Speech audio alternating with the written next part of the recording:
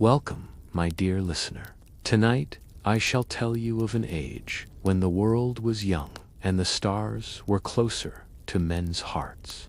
I have lived through many ages, my dear listener, and I have witnessed the rise and fall of empires, the birth of faiths, and the slow turning of the seasons across countless centuries. But there are some years that echo louder than others in the halls of memory.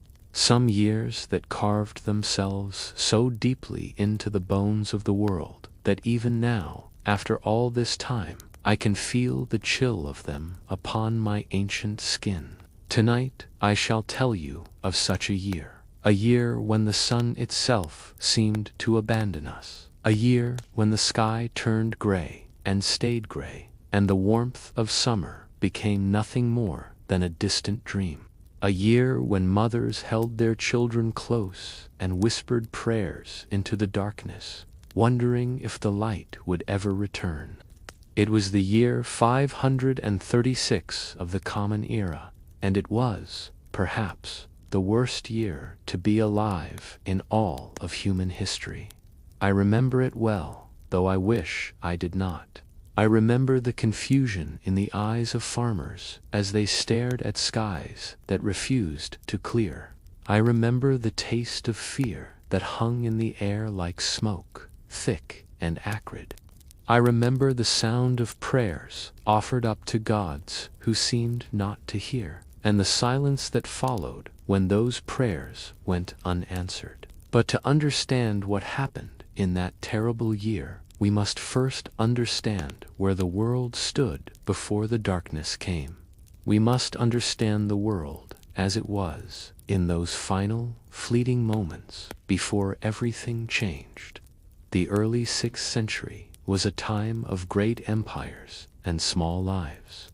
In the east, the Byzantine Empire stretched across the Mediterranean like a jewel-encrusted net, its capital Constantinople glittering with domes and spires. The Emperor Justinian sat upon his throne, a man of grand ambitions and grander dreams. He wished to restore Rome to its former glory, to reclaim the lost territories of the West, to build churches that would touch the very heavens.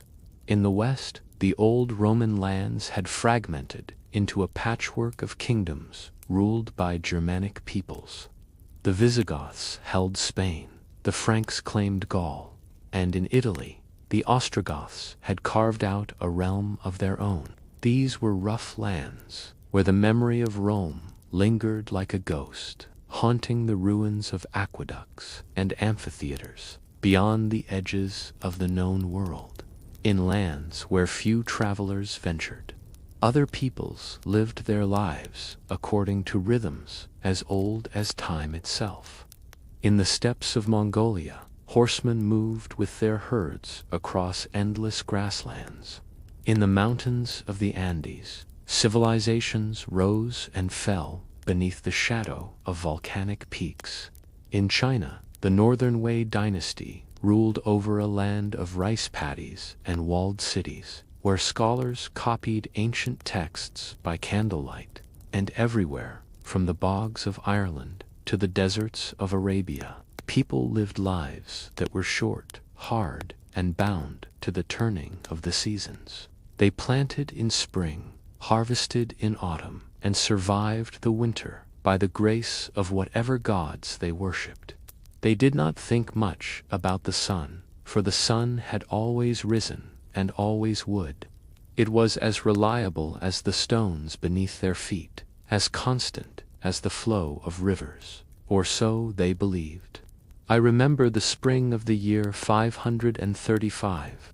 It came softly, as springs often do, with the first green shoots pushing through the last of the winter snow.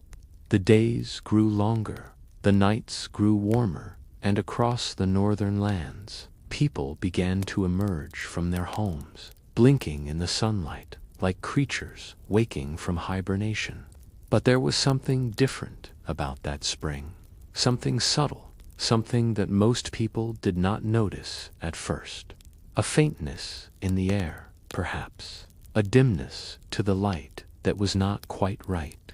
If you had asked a farmer, he might have told you the sky seemed heavier than usual. If you had asked a sailor, he might have mentioned that the horizon looked strange, as though seen through a veil.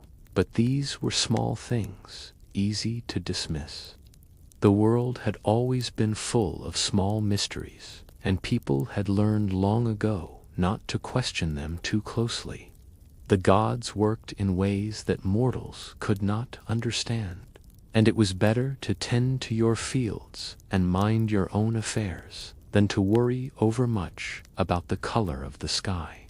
I wish I could tell you that someone saw what was coming, that some wise scholar or holy prophet stood before a gathering and warned of the darkness ahead.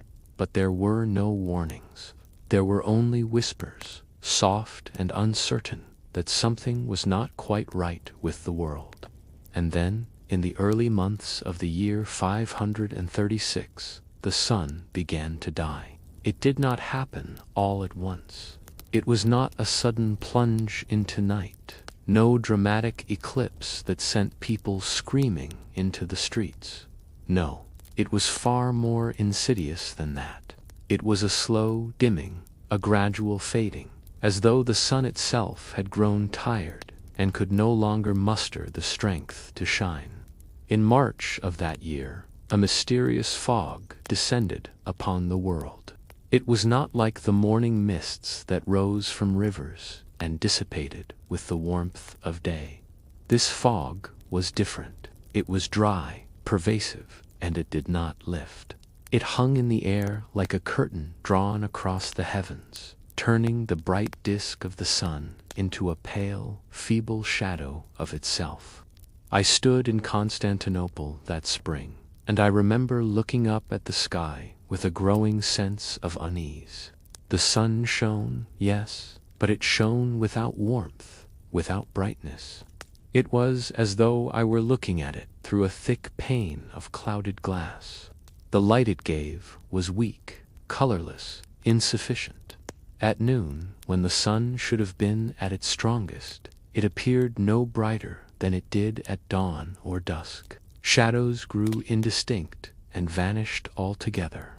The world became a place of perpetual twilight, and it was not only in Constantinople that this strange phenomenon occurred. From every corner of the known world, reports began to filter in. Travelers, arriving from distant lands, brought tales of the same eerie dimness, the same unsettling fog. In Sicily, the historian Procopius, who was serving there at the time, wrote of a sun that gave forth light without brightness. He described it as appearing exceedingly like a sun in eclipse, shedding beams that were not clear. His words were careful, measured, but beneath them I could sense his fear. This was a man who had seen wars and plagues, and yet this strange darkening of the sun unnerved him more than any battle. In China, imperial scribes recorded that the sun appeared bluish in color and cast no shadows. Even more remarkably, they noted that stars were visible during the day, shining faintly in the dimmed heavens. Can you imagine it, my dear listener, looking up at midday and seeing the stars? It would be like waking to find the world turned inside out, all natural order disrupted. In Ireland, far to the west, the monks who kept the annals of their people noted the same phenomenon. The sky was gray, they wrote, and the light was weak. The seasons seemed confused, unable to follow their proper course. And in the southern lands of China, an ancient chronicle called the Nanshi recorded something even stranger: yellow dust falling from the sky like snow. People scooped it up in their hands, bewildered, wondering what manner of omen this could be. Everywhere, from the cold forests of Scandinavia to the sun-baked deserts of Mesopotamia, people looked up at the sky and felt a creeping dread take hold of their hearts. The sun, that most reliable of all things, had changed, and if the sun could fail, What else might fall apart? But what had caused this terrible dimming? What force could be powerful enough to veil the sun itself? The people of the 6th century had no answer. They knew nothing of atmospheric science, nothing of volcanic eruptions or stratospheric aerosols. They could only turn to the explanations their cultures provided: divine anger, sorcery, malevolent spirits. In churches and temples across the world, priests and holy men declared that the darkness was a punishment for humanity's sins. People fell to their knees and begged forgiveness for transgressions they could not name. But I knew, even then, that this was no act of divine retribution. This was something else, something vast and terrible, and utterly indifferent to human prayers. Far to the north, or perhaps across the ocean in distant lands, a mountain had awoken. Deep within the earth, pressures had been building for years, perhaps for centuries. Molten rock, superheated and desperate for release, had pushed upward through cracks in the planet's crust, and then, in one cataclysmic moment, it had exploded. The eruption would have been beyond imagining. A column of ash and smoke and pulverized rock blasted upward with such force that it pierced the very roof of the sky. Billions upon billions of tiny particles, each one lighter than a feather, rising into the stratosphere, where the winds caught them and carried them across the world. And there they stayed, suspended in the thin air miles above the earth, forming a veil that blocked the sun's light, a veil that would not dissipate for months, perhaps for more than a year. We know this now, of course. Modern scientists, with their ice cores and tree rings and careful measurements, have traced the signature of that eruption in the frozen layers of Greenland and Antarctica. They have found spikes in sulfur, frozen receipts of that explosive outburst. They have studied the growth rings of ancient trees and seen the evidence of severe stress, of seasons that never properly came. But in the year 536, there was no science to explain it. There was only the dimness, the cold, and the growing realization that the world had changed in some fundamental way. And the worst part, my dear listener, was that the people of that time had no idea how long it would last. Days turned into weeks, weeks into months, and still the fog persisted. Spring gave way to summer, but summer brought no warmth. The sun continued its weak, half-hearted shining, and the temperatures remained stubbornly low. I remember standing in a field outside Constantinople, watching farmers stare at their crops with expressions of mounting despair.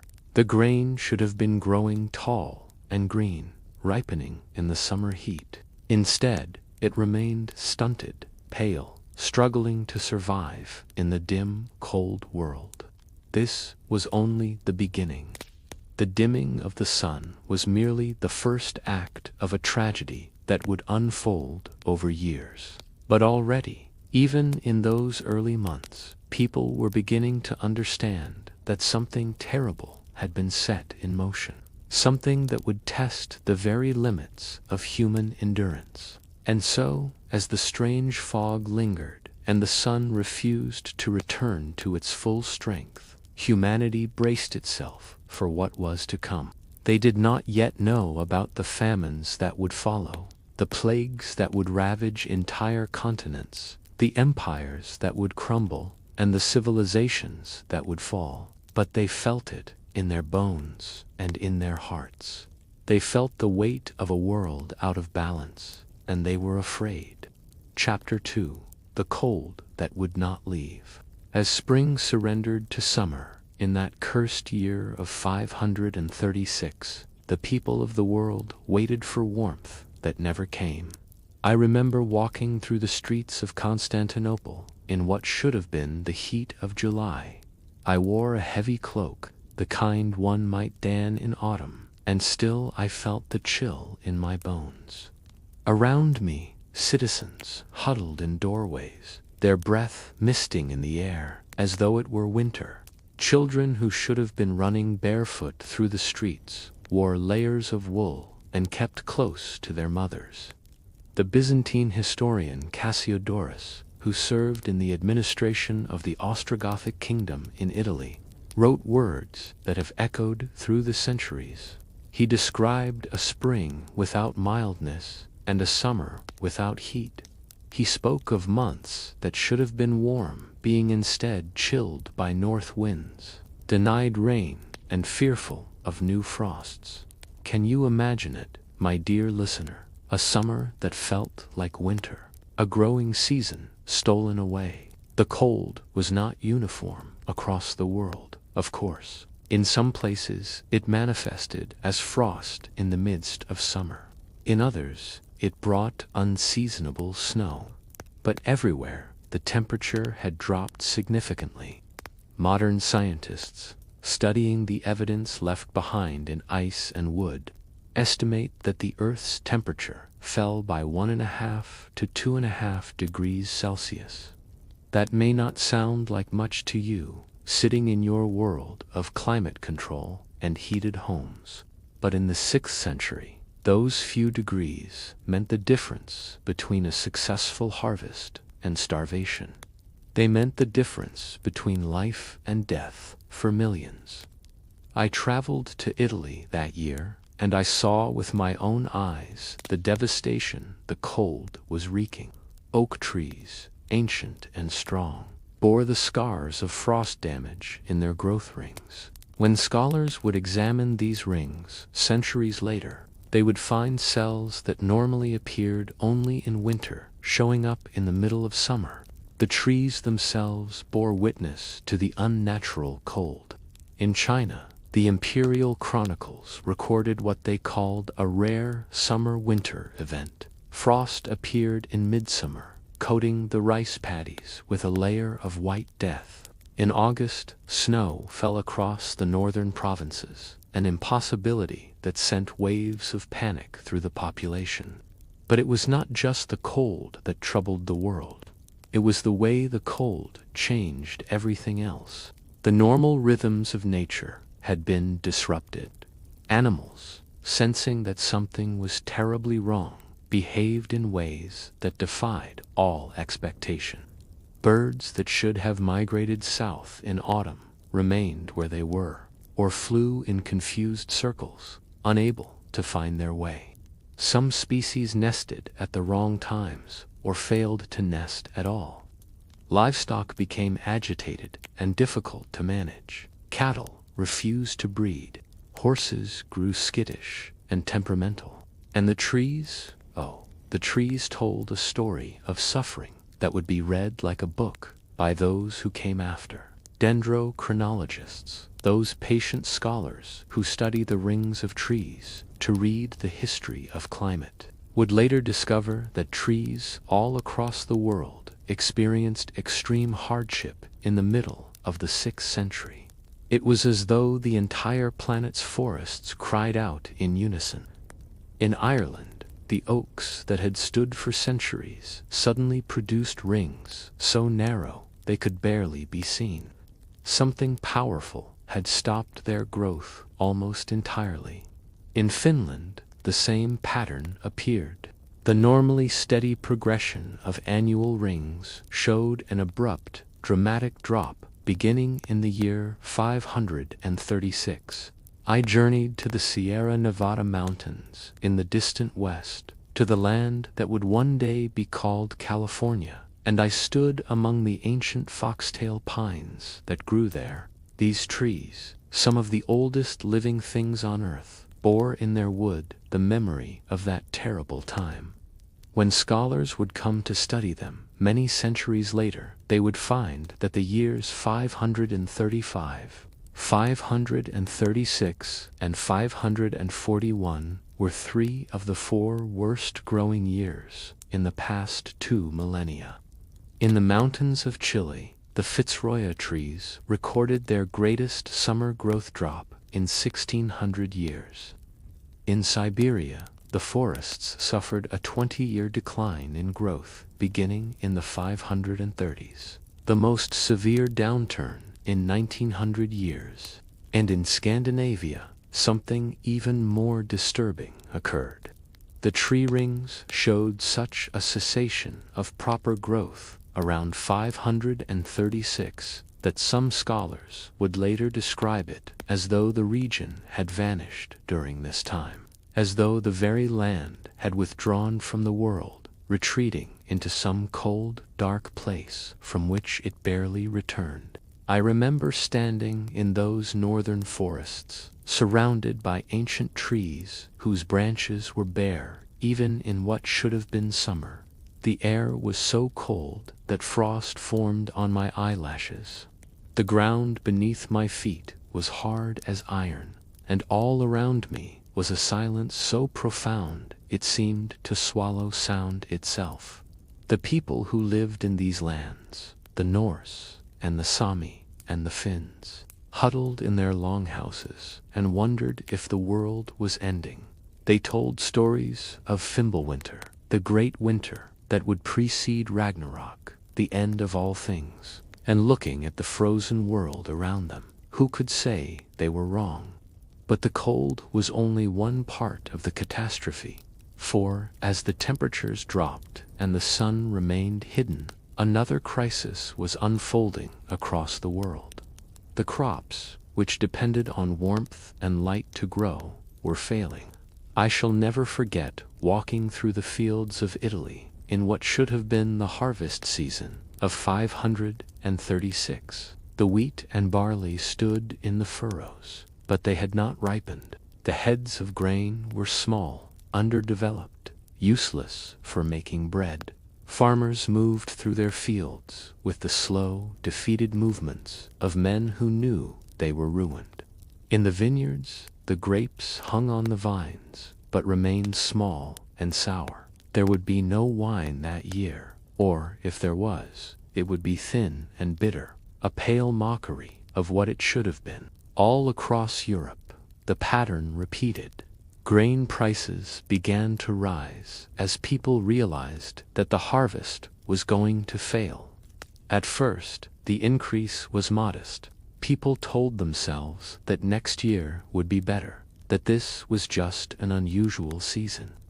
But as summer turned to autumn and the crops remained stubbornly unripe, panic began to set in. I was in Ireland when the full weight of the disaster became clear. The annals of that land, kept faithfully by monks in their scriptoriums, recorded what they called a failure of bread. 3 simple words that concealed an ocean of suffering. No bread meant no food. No food meant no energy to work the land. No energy meant the fields went untended, which meant even less food the following year. It was a spiral of destruction that, once begun, was almost impossible to stop. The peasants, those hardy souls who had always managed to survive, no matter what hardships came their way, found themselves facing a crisis unlike any they had known. They could not simply work harder or pray more fervently. The sun would not shine, the crops would not grow, and no amount of human effort could change that fundamental fact. I watched families make impossible choices. Which child would eat tonight? Which would go hungry? Should they slaughter their last pig now and have meat for a few weeks, or keep it alive in the hope that things would improve? Some turned to foraging, combing the forests for nuts and berries, hunting whatever game they could find. But they were not the only ones with this idea. Soon the forests were full of desperate people, and the game grew scarce. Men who had been farmers all their lives found themselves competing with their neighbors for every scrap of food. Others turned to fishing if they lived near water. But the fish, too, seemed affected by the strange changes in the world. Rivers ran colder than usual. Spawning patterns were disrupted. The catches grew smaller and less reliable. And as the food grew scarce, something else began to happen. The social bonds that held communities together started to fray. Neighbors who had always helped one another in times of need now eyed each other with suspicion. Whose family was hiding food? Who had more than they were letting on? Theft became common. Violence erupted over resources that would have seemed trivial in better times. In Ireland, archaeological evidence suggests that this period saw a dramatic increase in the construction of crannigs. Those artificial islands built in lakes and used as fortified dwellings. People were literally building refuges, creating defensible positions where they could protect what little they had from those who had even less. The strain on communities led to something even darker: clan warfare. When resources become scarce enough, even the bonds of kinship can break. Families that had lived side by side for generations found themselves at odds, fighting over land, over livestock, over the scraps of a failed harvest. But nowhere was the suffering more acute than in China, where the population was large and the dependence on agriculture was absolute. The Northern Wei dynasty, which ruled over much of northern China, was plunged into chaos by the climatic disaster. The chronicles tell of crops withering in the fields, of rice paddies that froze solid, of farmland that turned to useless mud when the unseasonable rains finally came. In the province of Shingo, the catastrophe reached its terrible peak. The famine that struck there lasted for 2 years, from 536 to 538, and when it was over, an estimated 70 to 80% of the population was dead. Let me repeat that, my dear listener, so that the full horror of it sinks in. 70 to 80% in some villages. Nearly everyone perished. The survivors, too few to maintain the communities that had existed for centuries, abandoned their homes and fled to wherever they thought they might find food. I walked through those empty villages in the aftermath, and the silence was deafening. Houses stood open to the elements, their inhabitants long dead or departed. Tools lay scattered in the fields, too heavy for starving people to carry. Gardens that had once been carefully tended were overgrown with weeds or, more often, barren and lifeless. The dead were everywhere. There were too many to bury properly, and those who survived had neither the strength nor the time to perform the proper rituals. Bodies lay where they had fallen, in homes and streets and fields. The crows grew fat that year, and the dogs that had once been pets became feral, feeding on the dead. I have seen many horrors in my long life, but few matched the desperation of those years. The sight of children with swollen bellies and hollow eyes, the sound of mothers keening for babies who had starved in their arms, the smell of death that hung over every settlement. And it was not just China. Across the world, similar scenes were playing out. In Mesopotamia, the ancient lands between the Tigris and Euphrates, the climate disruption meant failed harvests and economic collapse. The great cities of that region, which had stood for millennia, saw their populations dwindle as people fled in search of food. In Europe, grain became more precious than gold. Those who had stores of wheat or barley could name their price. Some grew rich from the suffering of others, hoarding food and selling it at extortionate rates. Others, more generous, or perhaps simply more fearful of divine judgment, opened their storehouses and tried to help their communities survive. But even the generosity of individuals could not overcome the scale of the disaster. There simply was not enough food to go around. No amount of redistribution could change the fact that the harvest had failed across an entire hemisphere. The psychological toll of the crisis was immense. People who had always believed that hard work and piety would be rewarded found their faith shaken. What had they done to deserve this? Why had the gods abandoned them? What sin could be so great that it merited the darkening of the sun and the starvation of millions? Religious leaders offered various explanations. Some said it was punishment for moral laxity, for straying from the true path of righteousness. Others declared that it was a test, that the faithful must endure this trial to prove their devotion. Still others whispered that these were the end times, that the world itself was drawing to a close. And in the absence of any scientific understanding of what was happening, these explanations took root. People became more religious, more superstitious, more desperate for any sign that the gods had not entirely forsaken them. I remember standing in a church in Constantinople, watching as the congregation prayed with an intensity that bordered on frenzy. They believed, truly believed, that their prayers might make a difference, that if they were faithful enough, devout enough, the sun would return to its full strength and the world would be restored. But the sun did not return. Not quickly, at any rate. The fog persisted, the cold lingered, and the suffering continued.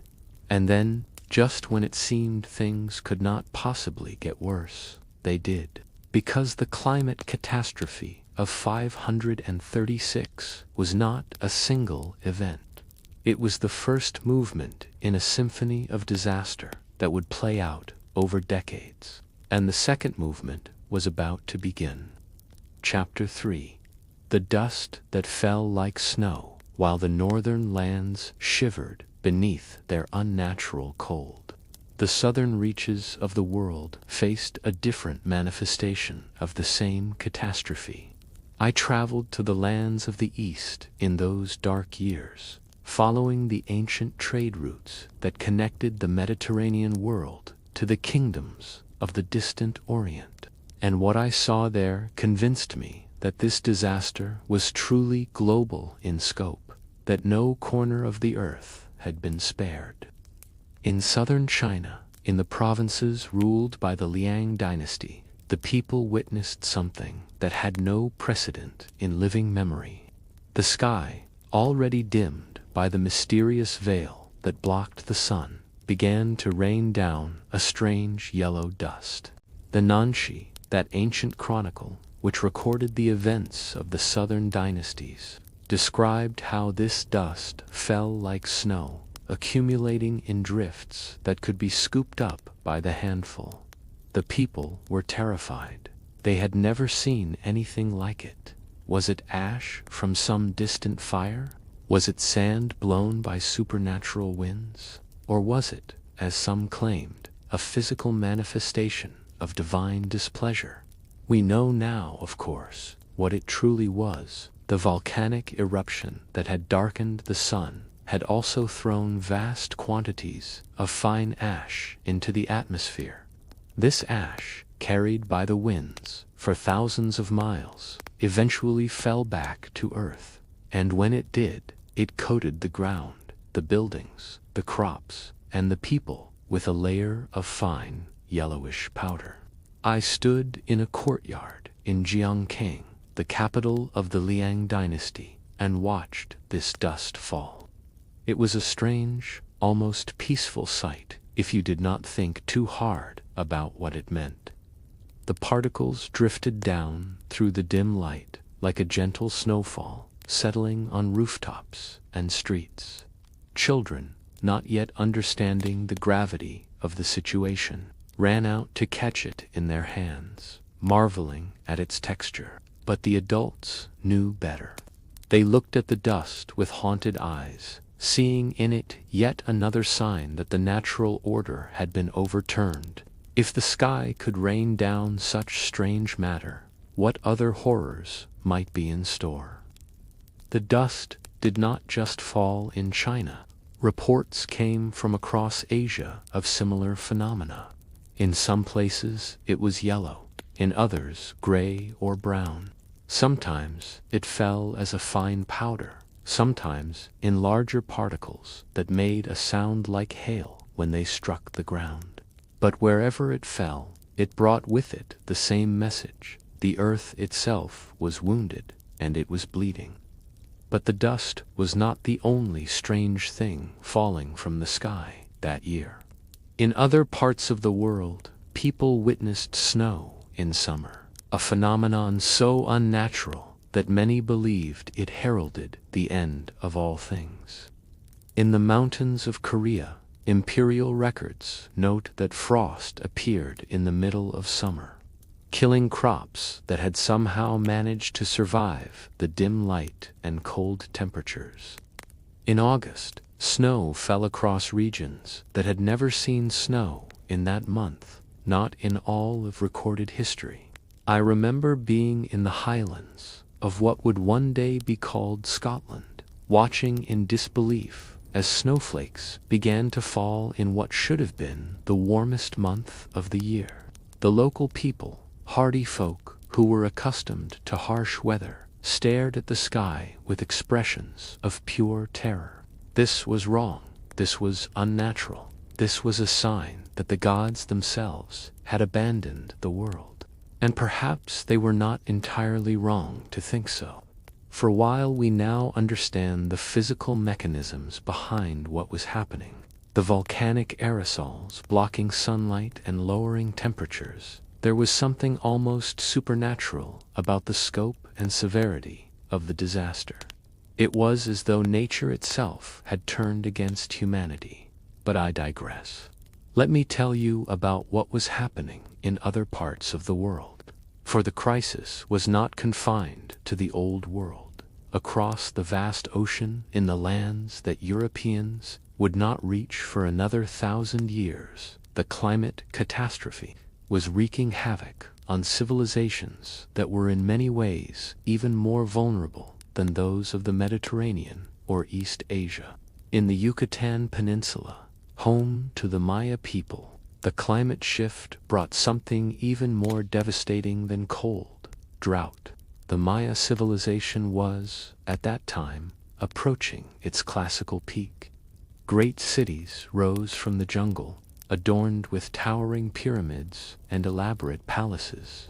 The Maya had developed sophisticated mathematics, an accurate calendar, and a system of writing that recorded their history and their understanding of the cosmos. They were, by any measure, one of the most advanced civilizations on Earth.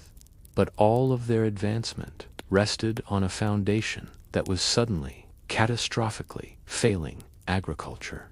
The Maya depended on rainfall to water their crops. Unlike the civilizations of Mesopotamia or Egypt, they had no great rivers to provide irrigation.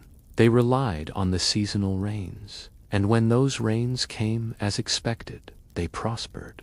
But when the rains failed, disaster followed swiftly. Modern scientists, studying lake sediments in the Yucatan, have discovered evidence of a severe drought that began in the middle of the 6th century and lasted for approximately 30 years. 30 years of reduced rainfall, of failed crops, of lakes and rivers drying up. Can you imagine it, my dear listener? An entire generation growing up knowing nothing but drought. Children who had never seen a full harvest, who had never known what it was like to have enough to eat. I walked through the Maya cities during those years, and I saw the slow decay that drought brings. The great plazas, once bustling with traders and pilgrims, grew quiet. The markets shrank as fewer goods came in from the outlying farms. The temples still rose toward the sky, but the ceremonies performed within them took on a desperate edge. The priests sacrificed more frequently, more elaborately, hoping to appease whatever gods controlled the rain. But the rain did not come. Or rather, it came sporadically, just enough to give hope, and then it would stop again, crushing that hope with renewed drought. The social structure of Maya society, which had always been hierarchical and complex, began to strain under the pressure. The nobles, who derived their authority, in part, from their supposed ability to intercede with the gods, found their legitimacy questioned. If they could not bring rain, what good were they? In some cities, there were revolts. In others, the population simply melted away, people abandoning their homes to search for better land elsewhere. The great urban centers of the Maya, which had been thriving just a few years earlier, began their long, slow collapse. And it was not just the Maya who suffered. Throughout the Americas, the climate disruption wreaked havoc. In Colombia, river-level records indicate that the mid to late 6th century was the driest period in the last 3,000 years. 3,000 years, think about that. Drier than any drought in living memory. Drier than any drought in the memory of anyone's grandparents or great-grandparents. It was unprecedented. Further north, in the Valley of Mexico, the great city of Teotihuacan was experiencing its own crisis. This city, one of the largest in the world at the time with a population of perhaps 125,000, depended on sophisticated irrigation systems and intensive agriculture. When the drought came, those systems could not compensate. I stood in the plaza of Teotihuacan at the foot of the massive pyramid of the sun, and I could feel the tension in the air. The city was still functioning, still maintaining its outward appearance of order and prosperity. But beneath the surface, things were beginning to unravel. Food shortages led to malnutrition. Malnutrition made people more susceptible to disease. Diseases that might have been minor annoyances in better times became deadly in a weakened population. The great city, which had seemed invincible, was revealing itself to be as fragile as any other human creation. And then there was Peru, where the Mocha civilization faced perhaps the cruelest irony of all. The Mocha had built their society along the northern coast of Peru, in one of the driest places on Earth. They had learned to thrive in this harsh environment by constructing elaborate irrigation systems that channeled water from mountain streams to their coastal fields. They were masters of hydraulic engineering, and their civilization had flourished for centuries. But the climate disaster of the 6th century brought them a double catastrophe. Volcanic winter combined with an unusually strong El Niño event. The volcanic winter, caused by the same eruption that had darkened the sun in the northern hemisphere, brought cooler temperatures to the Peruvian coast. This, in turn, caused changes in ocean currents and atmospheric circulation patterns. When the El Niño came, it came with unusual ferocity. The warming waters decimated the fish stocks that the Mocha depended on for protein. The anchovy schools, which had always been abundant in the cold, nutrient-rich waters off the coast, vanished. The fishermen came back from the sea with empty nets, and as if that were not bad enough, the El Niño brought with it torrential rains. Normally, the Mocha would have welcomed rain, for it meant water for their crops. But these were not normal rains. These were deluge rains, far heavier than their irrigation systems had been designed to handle. I watched as flash floods roared down from the mountains, overwhelming canals and destroying fields. The carefully constructed irrigation works, built over generations, were torn apart in a matter of days. Entire harvests were washed away, villages were inundated, and when the floods finally receded, they left behind a landscape transformed. Fertile fields were now covered with sand and gravel. irrigation channels were clogged with debris. The social and economic infrastructure of the Mocha civilization, built up over centuries, had been shattered in a single season. The Mocha would never fully recover from this disaster. Their civilization, which had once been one of the most sophisticated in the Americas, began its terminal decline. Within a few generations, the great ceremonial centers would be abandoned, the elaborate tombs would be looted, and the Mocha would exist only as a memory. But I have lingered too long on these distant lands. Let me bring us back to the Mediterranean, to the heart of what was then the civilized world, for it was there that the next act of the tragedy was about to unfold. The year 537 dawned, and with it came the first glimmers of hope. The mysterious fog that had veiled the sun for more than a year finally began to dissipate. Slowly, gradually, the light grew stronger. The sun, though still not as bright as it should have been, at least began to cast shadows again. People dared to hope that the worst was over. They told themselves that this had been an aberration, a temporary disruption in the natural order. Now things would return to normal. The crops would grow, the seasons would follow their proper course, and life would go on. But they were wrong. The climate disruption would continue for years, even decades. The late antique Little Ice Age, as modern scholars would come to call it, had only just begun. And worse still, the dimming of the sun and the global cooling it caused had set in motion other forces. Forces that would prove even more destructive than the cold and hunger. In the highlands of Ethiopia, in regions that were normally hot and dry, the cooler temperatures brought by the volcanic winter created conditions that were, paradoxically, more favorable for a particular species of flea, a flea that carried within it one of the deadliest bacteria known to humanity. The stage was set. Chapter 4: The Plague's Dark Wings. 5 years had passed since the sun first dimmed, and the world had learned to survive in the cold and gloom. People had adapted, as humans always do, finding ways to endure even the most terrible circumstances. The harvests remained poor, but they were no longer quite so catastrophic. Communities had learned which crops were most resistant to the cold, which animals could survive on less fodder. Life was hard, but it was life. And then came the plague.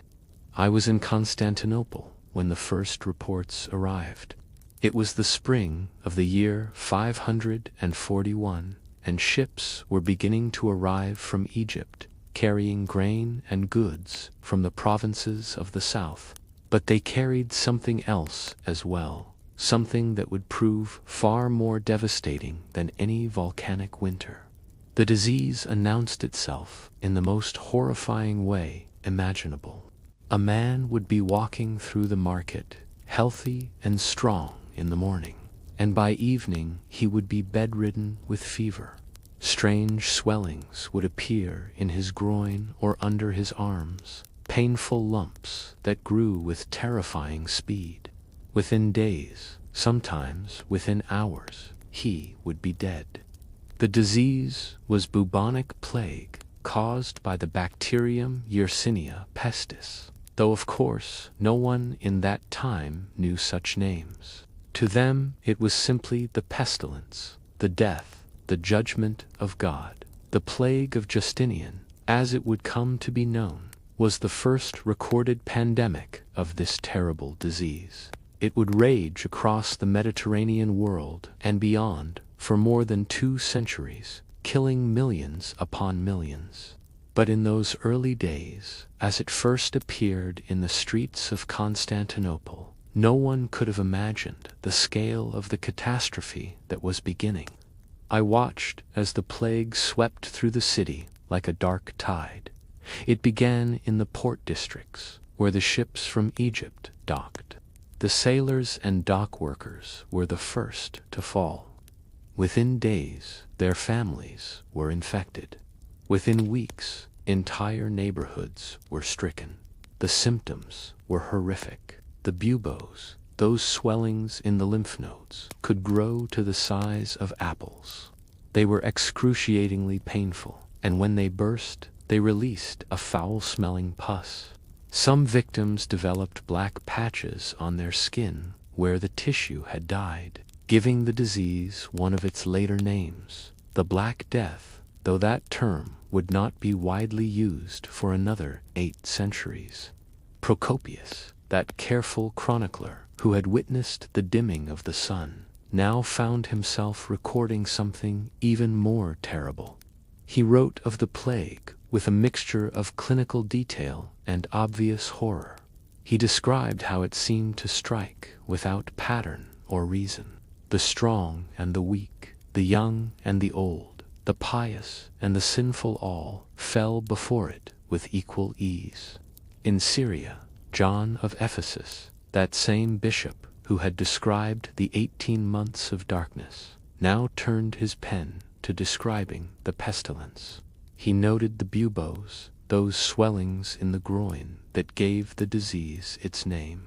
He wrote of entire households dying within days of each other, of streets filled with the dead because there was no one left to bury them. And then there was Evagrius Scholasticus, a historian who experienced the plague firsthand. He contracted it during the first outbreak and survived, marked forever by the scars of the buboes. But his survival brought him no peace, for he was forced to watch as the plague returned again and again in subsequent years, taking his wife, his children, his grandchildren. Few men have suffered so much, witnessed so much loss, and lived to record it. The death toll in Constantinople was staggering. Contemporary accounts, which may be exaggerated, but which nonetheless convey the scale of the disaster, claim that 5,000 to 10,000 people died every day at the height of the outbreak. The total death toll in the city may have reached 300,000, nearly half the population. I walked through the streets during those terrible months, and the scenes I witnessed haunt me still. Bodies lay in doorways, too numerous for the burial crews to collect. The sweet, sickening smell of death hung over everything. Funeral pyres burned day and night, trying to dispose of the corpses before they could spread more disease, but there were simply too many dead. The Emperor Justinian himself fell ill with the plague. I remember the panic that swept through the imperial court when word spread that the emperor was dying. The entire Byzantine Empire seemed to hold its breath, waiting to see if their ruler would survive. And survive he did, though he was never quite the same afterward. The illness left him weakened, more suspicious, more prone to seeing conspiracies and threats where none existed. His grand plans for reconquering the Western Roman Empire would continue, but with less vigor, less certainty. But Justinian was one of the fortunate ones. Most who contracted the plague did not survive, and even those who did were often left scarred, weakened, haunted by the experience.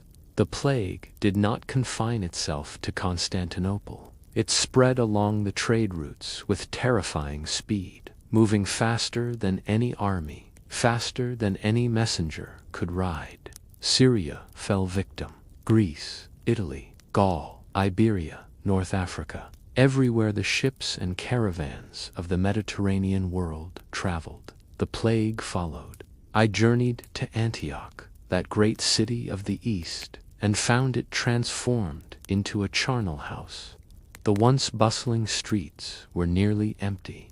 Those few people who were out moved like ghosts, scarves tied over their mouths and noses in a futile attempt to ward off the miasma they believed carried the disease. In the markets, the vendors sat beside their wares with hollow eyes, waiting for customers who never came.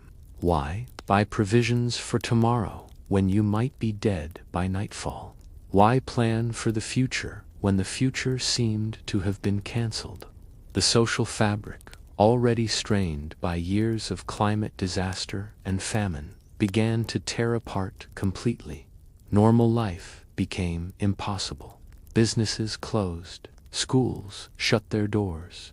Even the churches, those bastions of faith and community, saw their attendance dwindle as people became too afraid to gather in groups. And yet the churches also became refuges of a sort.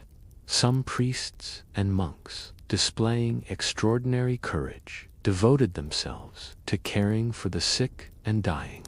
They moved through the plague-stricken districts, offering what comfort they could, administering last rites, helping to bury the dead. Many of these holy men contracted the plague themselves and died, but others kept coming, driven by faith or compassion, or perhaps simply the knowledge that someone had to do this terrible work. The plague revealed both the best and worst of human nature. There were acts of extraordinary selflessness, families taking in orphaned children, strangers caring for the sick when their own relatives had fled. But there was also cruelty and opportunism. Some physicians demanded exorbitant fees to treat plague victims, knowing that desperate families would pay anything. Thieves looted the homes of the dead. In some places, healthy people were accused of spreading the plague deliberately and were attacked by mobs. The mortality rate across the affected areas was devastating. Modern estimates suggest that the plague killed somewhere between 25 and 50% of the population in the regions it touched. 50%, half the people gone. Imagine walking through your neighborhood and knowing that 1 out of every 2 people you see will be dead within the year. Entire villages were depopulated. In the countryside, fields went untended because there was no one left to work them. Crops rotted in the ground. Livestock wandered free, their owners dead or fled. The carefully maintained agricultural landscape that had fed the Mediterranean world for centuries began to revert to wilderness. Cities that had stood for 1,000 years saw their populations collapse. Alexandria, Antioch, Carthage, the great urban centers of the late antique world, were shadows of their former selves. The buildings still stood, the walls were still intact, but the people were gone. And the plague kept spreading, following the roads and sea lanes that connected the civilized world. It reached Gaul, moving up through the Rhine Valley. It struck Hispania, decimating the Visigothic kingdom. It crossed to Britain, arriving there around the year 547. I followed the plague to Britain, that mist-shrouded island on the edge of the known world. The Celtic kingdoms that controlled much of the island had already been weakened by the climate disaster. The failure of harvests had left populations vulnerable, malnourished, unable to resist disease. When the plague arrived, it cut through them like a scythe through wheat. The British kingdoms, already engaged in a slow, grinding conflict with the Anglo-Saxon settlers who had been arriving from across the North Sea, suddenly found themselves unable to maintain their defenses. Warriors who should have been guarding the frontier were dead or dying. Entire war bands were wiped out, not by the sword, but by invisible enemies, far more deadly than any human foe. The population crash created what historians would later call a vacuum, empty lands that had once been inhabited, defended, farmed, and into that vacuum the Anglo-Saxons expanded, moving westward into territories they could never have taken by force of arms alone. The shape of Britain, the eventual dominance of Anglo-Saxon culture and language, the very existence of England, all of this can be traced back, in part, to the population collapse caused by the plague, but I am getting ahead of myself. Let me return to the Mediterranean, to the heart of the pandemic. The plague did not strike once and then disappear. That would have been terrible enough, but the reality was far worse. The disease became endemic, meaning it remained in the population, flaring up in waves every few years or every decade. Evagrius Scholasticus recorded experiencing 4 separate outbreaks during his lifetime. Each time, he watched as people he loved succumbed to the disease. Each time, he survived, spared by some quirk of fate or biology that no one understood. The guilt of the survivor, the weight of being the one who lives when so many have died, I could see it in his eyes, read it in the carefully controlled prose of his histories. The recurring nature of the plague made long-term planning nearly impossible. Just when a community would begin to recover, building its population back up, training new craftsmen to replace those who had died, the plague would return and devastate it again. The economic impact was staggering. Labor became scarce and therefore expensive. Landlords found themselves unable to find enough workers to farm their estates. Craftsmen could charge whatever they liked for their services because there were so few of them left. The careful economic balance that had sustained the late Roman world for centuries was thrown completely out of alignment. Tax revenues plummeted. The Byzantine Empire, already strained by Justinian's expensive military campaigns and building projects, found itself unable to maintain the same level of expenditure. Provinces that had once been profitable became liabilities. The army had to be scaled back because there were not enough men to fill the ranks. And it was not just the Byzantine Empire that suffered. Every polity, every kingdom, every tribal confederation across the affected regions faced the same crisis. Too few people, too little wealth, too much chaos. The plague created opportunities as well as disasters, of course. Some individuals, through luck or ruthlessness or both, managed to enrich themselves during the chaos. Land that had been expensive before the plague became cheap as estates were abandoned or sold by desperate survivors. Merchants who had stockpiles of goods could sell them at enormous markups. But for the vast majority of people, the plague was nothing but suffering and loss. Families were torn apart. Communities that had existed for generations simply ceased to be.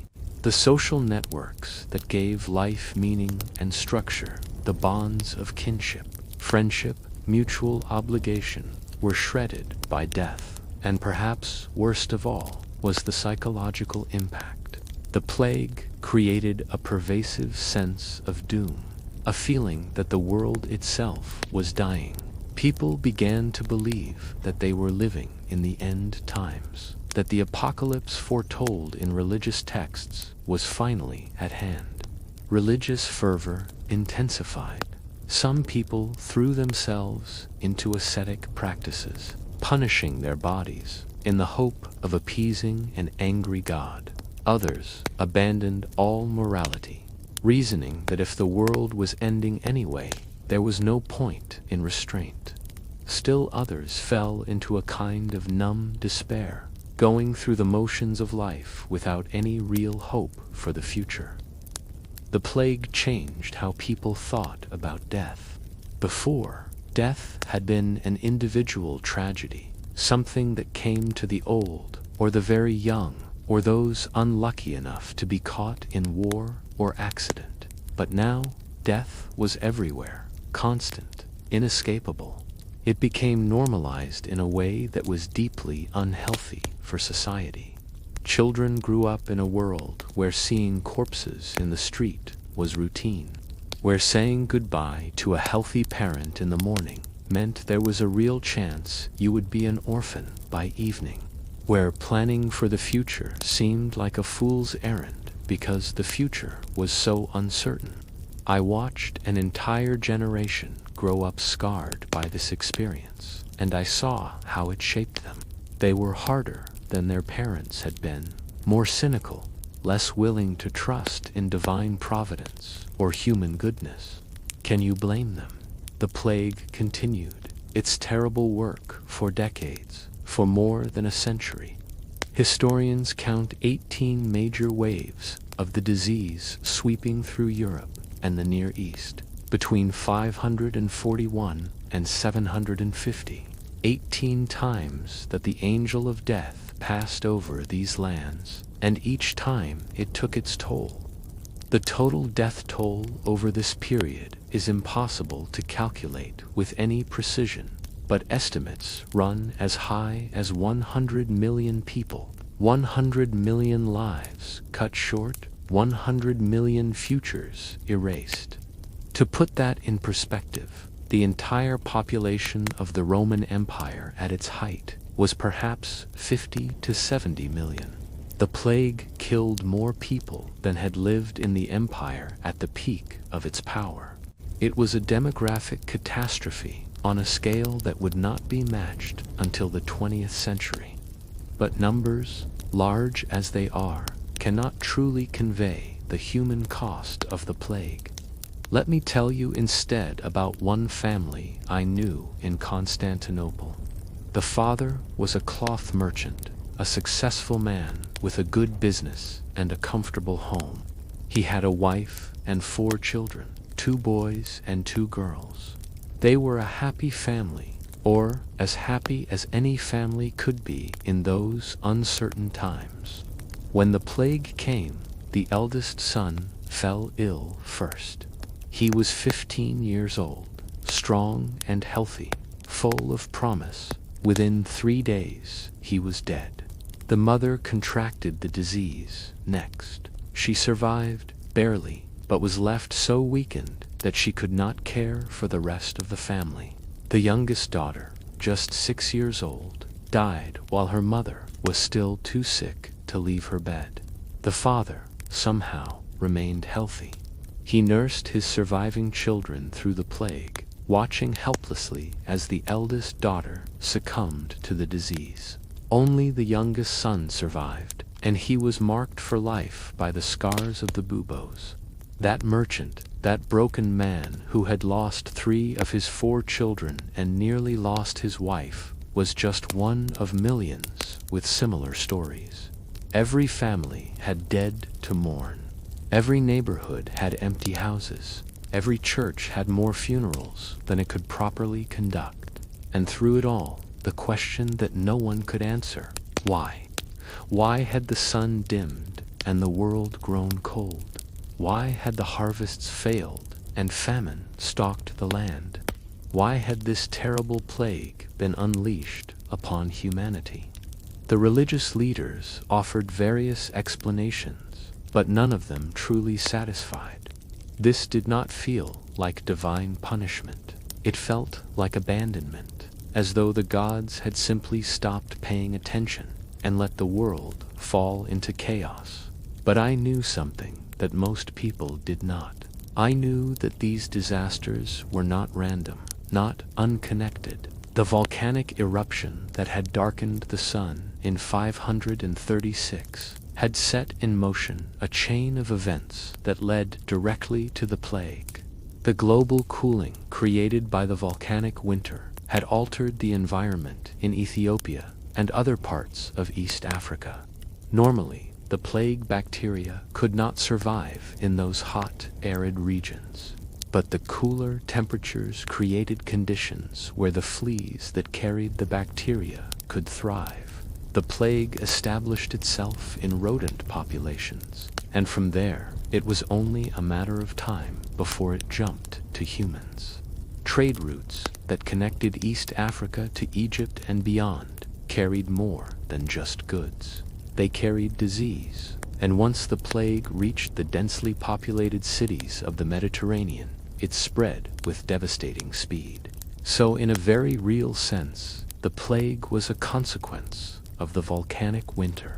The two disasters that struck humanity in the middle of the 6th century climate catastrophe and pandemic disease were linked, one flowing from the other in a terrible cascade of cause and effect. Of course, the people of that time could not know this. They could only suffer and endure and wonder when, if ever, the suffering would end. And I, who had lived long enough to see the connections, could do nothing but watch and remember, bear witness to the fall of worlds and the death of ages. Chapter 5: The Kingdoms that Crumbled While Plague and Famine Ravaged the Mediterranean World. The great empires and kingdoms of the age found themselves facing challenges they were utterly unprepared to meet. The social and political structures that had seemed so solid just a few years earlier began to crack and crumble under the weight of unprecedented disaster. Let me tell you about the Byzantine Empire, that glittering successor to Rome, and how the twin catastrophes of climate and plague brought it to the brink of collapse. Justinian, the first emperor of the Romans, as he styled himself, had ascended to the throne in the year 527 with grand ambitions. He dreamed of reuniting the Roman Empire, of reconquering the western provinces that had been lost to Germanic invaders in the previous century. He dreamed of leaving a legacy that would rival the greatest emperors of the past. And for a time, it seemed he might succeed. His general Belisarius won stunning victories against the Vandals in North Africa and the Ostrogoths in Italy. Constantinople was adorned with magnificent new buildings, none more impressive than the great church of Hagia Sophia, that architectural marvel whose domes seemed to float impossibly in the air. I stood in that church on the day of its dedication in the year 537, just as the sun was beginning to recover from its long dimming. The interior was breathtaking, a space that seemed to capture heaven itself. Light streamed through dozens of windows, illuminating mosaics of gold and precious stones. Justinian, standing at the altar, reportedly declared, "Solomon, I have surpassed thee." It was a moment of triumph, a declaration that despite the hardships of recent years, the empire was strong, vital, capable of great works. But pride, as the ancient Greeks knew well, comes before a fall. Just 4 years later, the plague arrived in Constantinople. I have already told you of the death toll, of the hundreds of thousands who perished. But the plague did more than kill individuals. It struck at the very foundations of imperial power. The army, which Justinian had carefully built up for his wars of reconquest, was devastated. Entire regiments were wiped out by disease. Those soldiers who survived were weakened, demoralized, no longer the formidable fighting force they had been. The conquests in Italy and North Africa, which had seemed so decisive, suddenly became untenable. There were not enough troops to garrison the newly reconquered territories. There was not enough money to pay those troops that remained. The grand imperial project of reunification began to unravel almost as soon as it had been completed. In Italy, the Ostrogoths, who had been on the verge of final defeat, suddenly found themselves facing a weakened, distracted enemy. They rallied under new leaders and renewed their resistance. What should have been a quick, decisive campaign dragged on for decades, bleeding the empire of resources it could not spare. The provinces of North Africa, so recently liberated from Vandal rule, found themselves neglected, poorly governed, vulnerable to raids from the desert tribes. The tax revenues that Justinian had counted on from these provinces never materialized, at least not in the amounts he had hoped. And all the while, the plague kept returning. Every few years, another wave would sweep through the empire, killing thousands more, preventing any real recovery. I watched as Justinian aged rapidly under the weight of these disasters. The confident, ambitious emperor of the early years gave way to a suspicious, paranoid ruler who saw conspiracies everywhere. His wife, Theodora, that remarkable woman who had risen from humble origins to sit beside him on the throne, died of cancer in 548, leaving him bereft and isolated.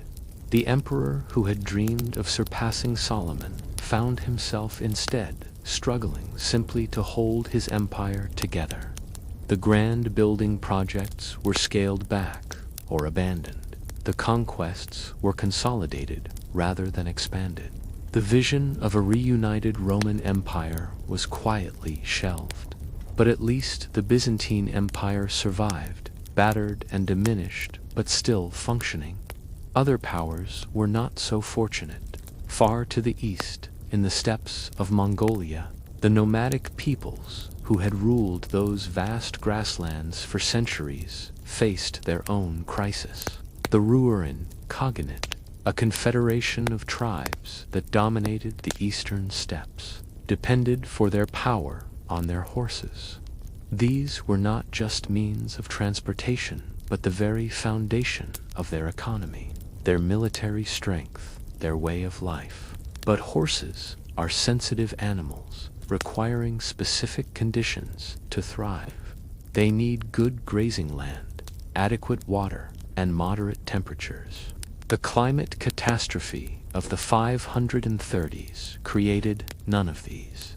Tree ring data from Mongolia shows that the years 535 and 536 were among the coldest and driest in the region's history.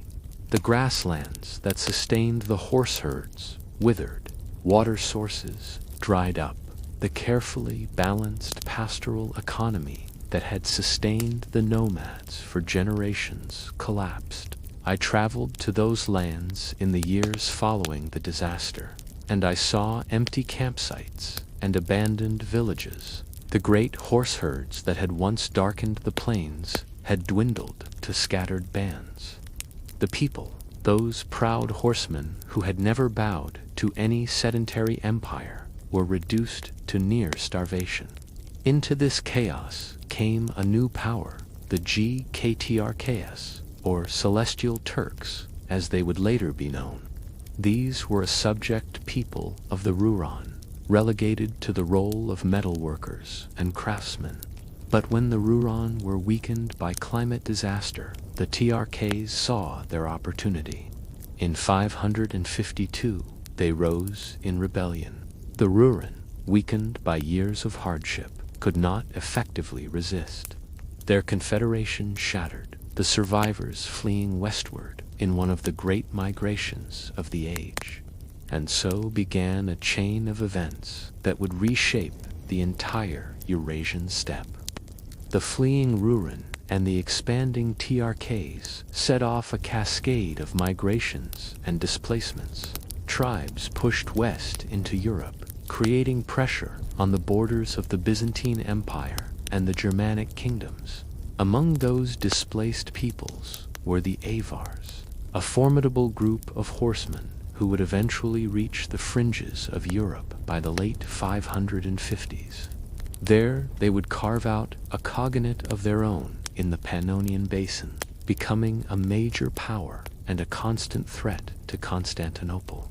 All of this, the rise of the TRKs, the Avar migration, the reshaping of the Eurasian steppe, can be traced back to the climate catastrophe of 536. One volcanic eruption set in motion events that would echo across continents and centuries. But let us turn our attention to another part of the world, to the Arabian Peninsula, where the climate disaster had paradoxical effects. The Arabian Peninsula was, and remains, one of the most arid regions on Earth. The peoples who lived there had adapted to these harsh conditions over millennia, developing cultures centered around oases, trade routes, and careful management of scarce water resources. The climate disruption of the 6th century affected Arabia differently than it did the northern lands. While Europe and Asia froze, Arabia experienced something unexpected: increased rainfall. The shift in atmospheric circulation patterns caused by the volcanic aerosols altered the monsoon systems that brought moisture to the region. For a brief period, lasting perhaps a generation or two, parts of Arabia became greener, more hospitable. This temporary greening of Arabia had profound effects. Agricultural productivity increased in regions that had previously been marginal. Populations grew, trade flourished. The Arabian Peninsula, which had been a backwater in the geopolitics of the late antique world, suddenly became more dynamic, more prosperous. And it was into this context that a new religious movement would emerge. The Prophet Muhammad, who would not be born until 570, would grow up in a world shaped by these climatic changes. The rapid expansion of Islam in the 7th century owed much to the particular conditions of the Arabian Peninsula in the late 6th century. But I am getting ahead of the story again. Let me return to the immediate aftermath of the plague. The Byzantine and Sasanian empires, those twin giants that had dominated the Near East for centuries, both found themselves severely weakened by the climate disaster and the plague. They had been locked in intermittent warfare for generations, each seeking to gain advantage over the other. But in the years following 541, both were too exhausted to do more than maintain defensive postures. The long peace that followed, broken only by occasional skirmishes, was not a peace of strength, but of mutual weakness. Neither empire had the resources or manpower to prosecute a major war. They glared at each other across their borders, but neither could strike a decisive blow. This weakness, this exhaustion of the great powers, created space for new forces to emerge. And one of those forces, as I have mentioned, was Islam. But that is a story for another time. For now, let me tell you about what was happening in another distant land, across the ocean in the Valley of Mexico. Teotihuacan, that great city I mentioned earlier, finally succumbed to the long drought. The city that had once housed 125,000 people began to empty out in the late 6th century. The population dispersed, moving to smaller communities where the limited water resources could sustain them. The great pyramids and temples, built over centuries at enormous cost in labor and resources, were abandoned. The paintings that adorned the walls faded and peeled. The marketplaces fell silent. Within a few generations, the city would be almost completely depopulated, left as a ghost town haunted only by the memory of its former glory. The collapse of Teotihuacan sent shockwaves through Mesoamerica. The city had been a major trading hub, a cultural center, a political power. Its fall left a vacuum that would take centuries to fill. The subsequent history of the region, the rise of the Toltecs, and later the Aztecs, was shaped by the absence of Teotihuacan. And once again, we can trace the roots of this collapse back to the climate disaster of the 6th century. The drought that began in the 530s made the city's intensive agricultural system unsustainable. When the rains failed year after year, the carefully balanced urban economy could not adapt quickly enough. It is a pattern I saw repeated across the world in those years. Complex societies, at the peak of their power and sophistication, suddenly found vulnerable to disruptions they had not anticipated. The very complexity that had allowed them to flourish in stable conditions became a liability when those conditions changed. Simpler societies, with more flexible social structures and less dependence on intensive agriculture, often weathered the storm better. The nomads of the steppes suffered, yes, but they could move to better pastures. The scattered villages of northern Europe experienced famine, but they were not dependent on long supply chains or complex administrative systems. It was the great cities, the empires, the civilizations at their peak that fell the hardest. They had farther to fall, you see. They had more to lose. I walked through many fallen cities in those years, and each one told the same story. Buildings that had once been full of life now stood empty. Walls that had protected thriving communities now enclosed only silence. The artifacts of complex civilizations, the pottery, the tools, the works of art lay scattered and forgotten. It was, in many ways, the end of an age. The late antique world, that curious hybrid of classical Roman civilization and the new Germanic kingdoms, was passing away. What would come after was not yet clear, but it would be different, smaller, poorer, less connected. The great trade networks that had linked the Mediterranean world to India and China began to fray. Ships sailed less frequently. Caravans faced more dangers. The goods that had once flowed freely across continents became rare and precious. Knowledge was lost. Libraries burned or were simply abandoned to rot. The skills of craftsmen, passed down through generations, died with their practitioners when the plague took them. Technologies that had been commonplace became mysteries, and yet, even in this darkness, there were glimmers of hope. New forms of social organization emerged. The Christian Church, which had been growing in power and influence throughout the late Roman period, became even more important. In the absence of effective secular government, bishops and abbots took on roles as community leaders, organizers of relief efforts, keepers of literacy and learning. The monasteries, in particular, became refuges of stability in an unstable world. While kingdoms rose and fell, while plagues came and went, the monasteries endured. They preserved manuscripts, maintained agricultural estates, provided charity to the poor. In the West, where Roman authority had collapsed entirely by the late 5th century, the Church became the primary link to the classical past. Monks copied ancient texts, not always understanding what they were copying, but understanding that it was important to preserve this knowledge for future generations. And in some places, entirely new political arrangements emerged from the chaos. The feudal system that would dominate medieval Europe had its roots in this period, as local strongmen offered protection to vulnerable populations in exchange for service and loyalty. The world was being remade, rebuilt from the ruins of the old order.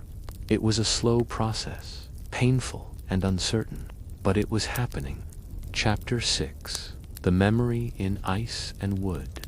Many centuries would pass before humanity would fully understand what had happened in the middle of the 6th century. The people who lived through it had their explanations divine punishment, sorcery, the end times, but they could not see the larger picture. They could not know that the darkness that covered the sun, the cold that killed their crops, and the plague that devastated their populations were all connected by invisible threads of cause and effect. But I knew, and I waited, patient, as only one who has lived through millennia can be patient, for the day when others would discover the truth. That day came in the 20th century. when human science had advanced far enough to read the hidden records written in ice and wood. Let me tell you about how the mystery was finally solved. In the frozen wastes of Greenland and Antarctica, the snow falls and accumulates year after year, century after century. Each layer of snow preserves a record of what was in the atmosphere when it fell. Dust, pollen, volcanic ash, chemical compounds, all of these are trapped in the ice, waiting to be read by those patient enough to extract and analyze them. In the 1980s and 1990s, teams of scientists began drilling deep into these ice sheets, pulling up long cylinders of ice that represented tens of thousands of years of accumulated snowfall. They sliced these cores into thin sections and analyzed them with sophisticated instruments, looking for clues about past climates and events. And there, in the layers corresponding to the year 536, they found it, a sharp spike in sulfur. Sulfur dioxide is one of the main gases released by volcanic eruptions. When it reaches the stratosphere, it combines with water vapor to form sulfuric acid aerosols, those tiny particles that can remain suspended in the atmosphere for years, reflecting sunlight back into space and cooling the Earth below. The spike in sulfur in the ice core was like a frozen receipt, proof positive that a massive volcanic eruption had occurred around 536, and the amount of sulfur suggested that it was not a small eruption. This was a major event, comparable to the 1815 eruption of Mount Tambora in Indonesia, which caused the year without a summer in 1816. But where had this eruption occurred? That was the next mystery to solve. The ice cores from Greenland and Antarctica showed similar patterns, suggesting that the eruption had been in the tropics. Volcanic material from tropical eruptions tends to spread to both hemispheres, while eruptions at higher latitudes primarily affect one hemisphere or the other. Researchers began combing through historical records and geological evidence, looking for candidates. Was it Krakatoa in Indonesia, El Chichen in Mexico, some unknown volcano in Central America or Southeast Asia? The evidence was frustratingly ambiguous. There were several possible candidates, and the scientific community debated fiercely about which was most likely. Some argued for a volcano in Iceland called Katla. Others pointed to evidence for eruptions in the tropics. More recent research has suggested that there may not have been just one eruption, but several in quick succession. The ice cores show not just the spike in 536, but additional spikes in 540 and 547. It was, potentially, a trilogy of volcanic disasters, each one adding its own burden of ash and sulfur to the already overburdened atmosphere. Imagine it, just as the world was beginning to recover from the first eruption, just as the sun was starting to shine brightly again, another volcano would erupt, plunging everything back into dimness and cold. And then, a few years later, yet another. It would have seemed like the world was actively trying to destroy itself, that nature had turned against humanity with deliberate malice. But alongside the ice core, scientists were examining another archive of climate information, tree rings. Trees, you see, record the conditions they grew in within the very substance of their wood. In good years, with plenty of warmth and water, they produce wide growth rings. In bad years, the rings are narrow. By examining the rings of very old trees, scientists can reconstruct past climates with remarkable precision. And when dendrochronologists began examining trees from all over the world, they all told the same story. The mid-500s and 30s and early 540s were some of the worst growing seasons in the past 2 millennia. I mentioned earlier the foxtail pines of California, the Fitzroy trees of Chile, the oaks of Ireland, the pines of Scandinavia. All of them, on continents separated by thousands of miles of ocean, showed the same pattern: severe growth suppression beginning in 536. This convergence of evidence from ice and wood painted a clear picture. A massive volcanic eruption, or series of eruptions, had occurred in the mid-500s and 30s. The aerosols produced by these eruptions had spread across the globe, dimming the sun and cooling the climate for years.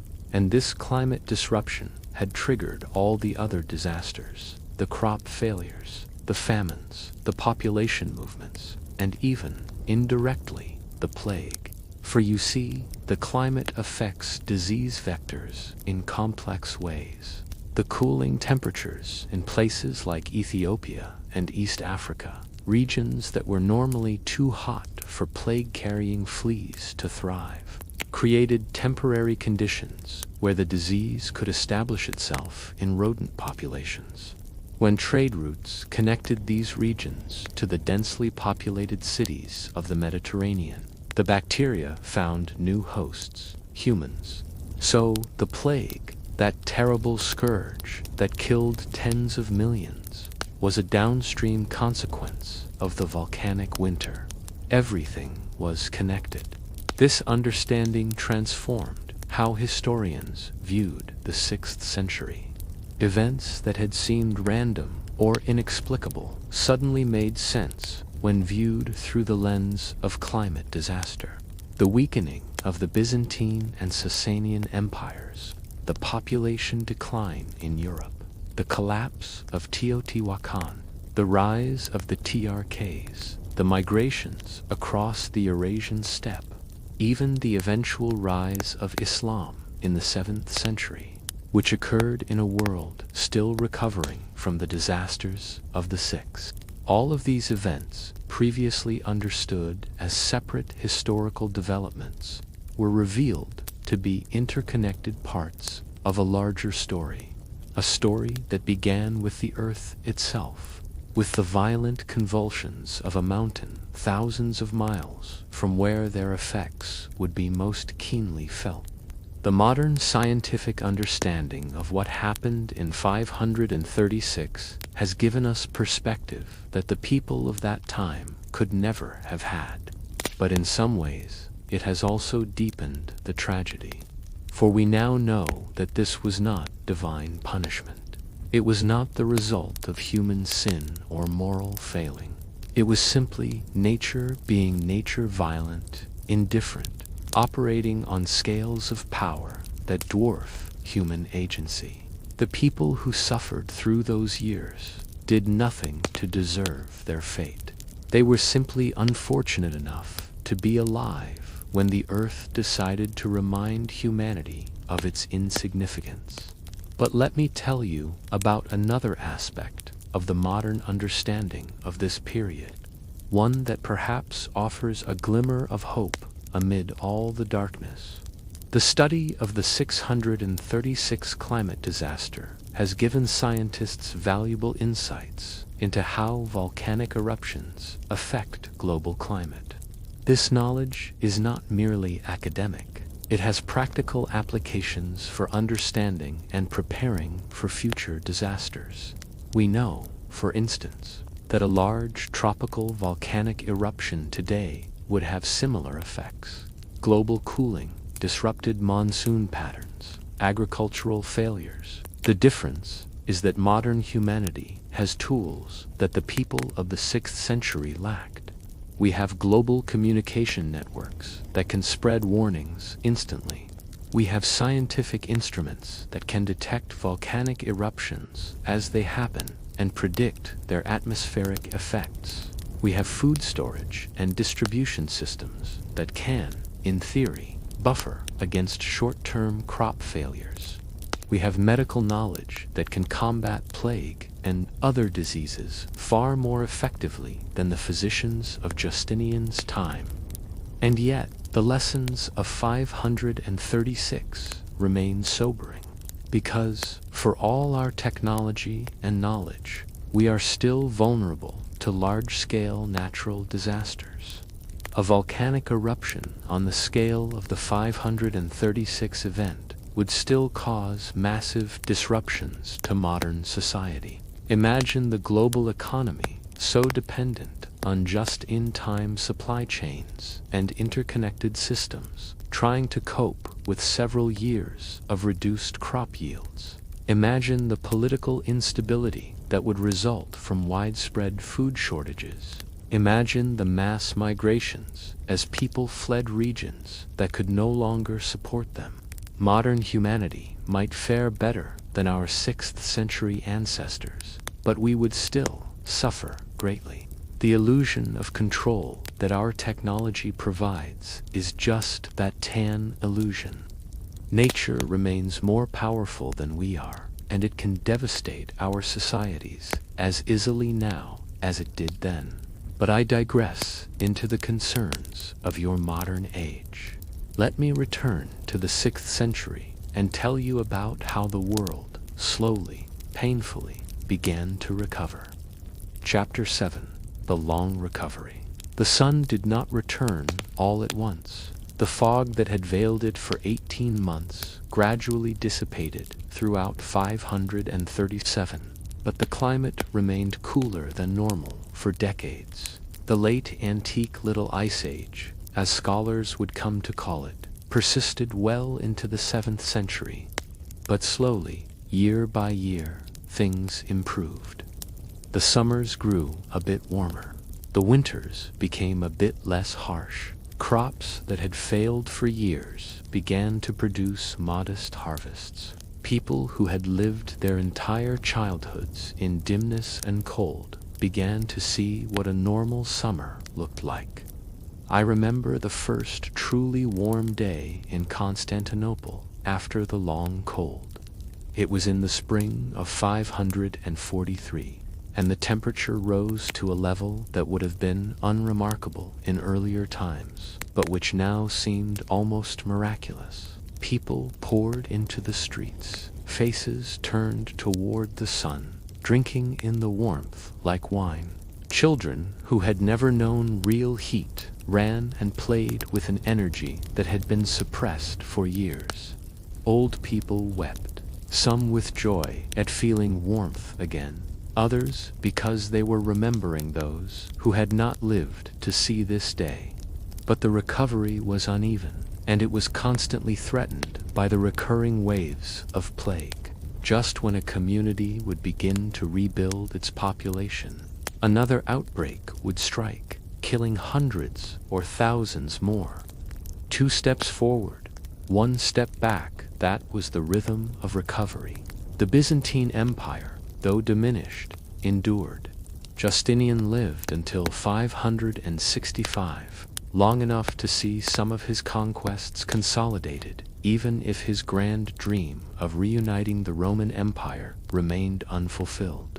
His successors would face constant pressure from enemies on all sides, but the empire would survive for another 9 centuries, a testament to the resilience of Byzantine civilization. In the West, new kingdoms slowly took shape from the chaos. The Merovingian Franks consolidated their hold on Gaul. The Visigothic kingdom in Hispania stabilized. In Britain, the Anglo-Saxon kingdoms grew stronger as they filled the vacuum left by the collapse of British Celtic power. These new kingdoms were different from what had come before. They were smaller, more localized, less connected to the wider world. Trade continued, but at a reduced level. Learning persisted, but in scattered centers rather than in widespread networks. It was, in many ways, a darker age than what had preceded it, but it was an age nonetheless, and life continued. The church, as I mentioned, became increasingly important. Monasteries spread across Europe, each one a little island of literacy and learning in a sea of illiteracy. The monks copied manuscripts, preserved knowledge, and slowly, over generations, helped to rebuild the intellectual foundations of European civilization. In the East, the Sasanian Empire also survived the disasters of the 6th century, though it too was weakened.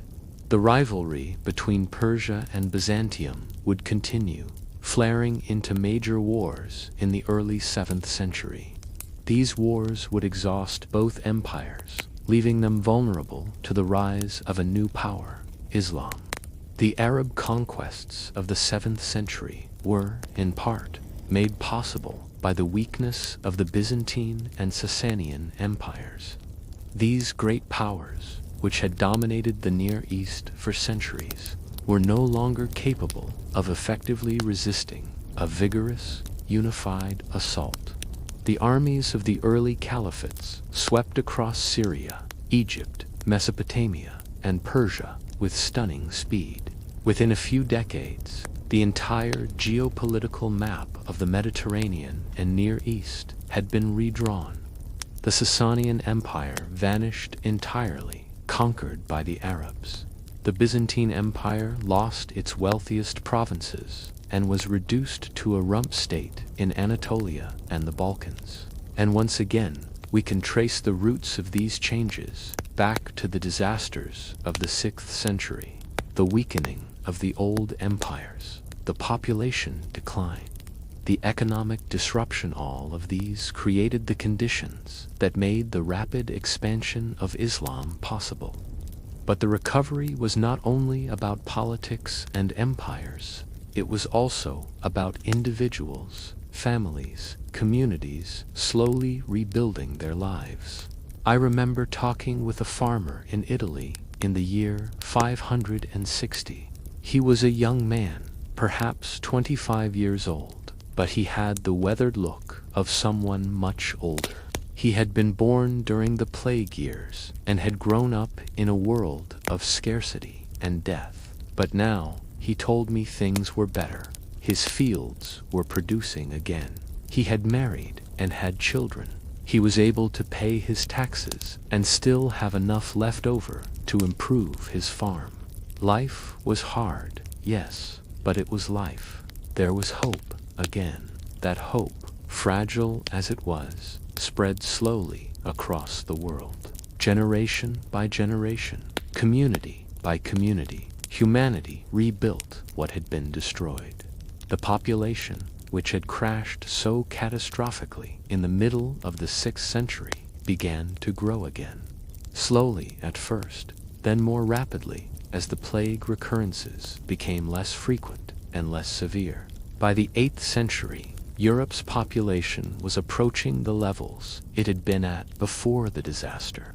New technologies emerged, or old ones were rediscovered and improved.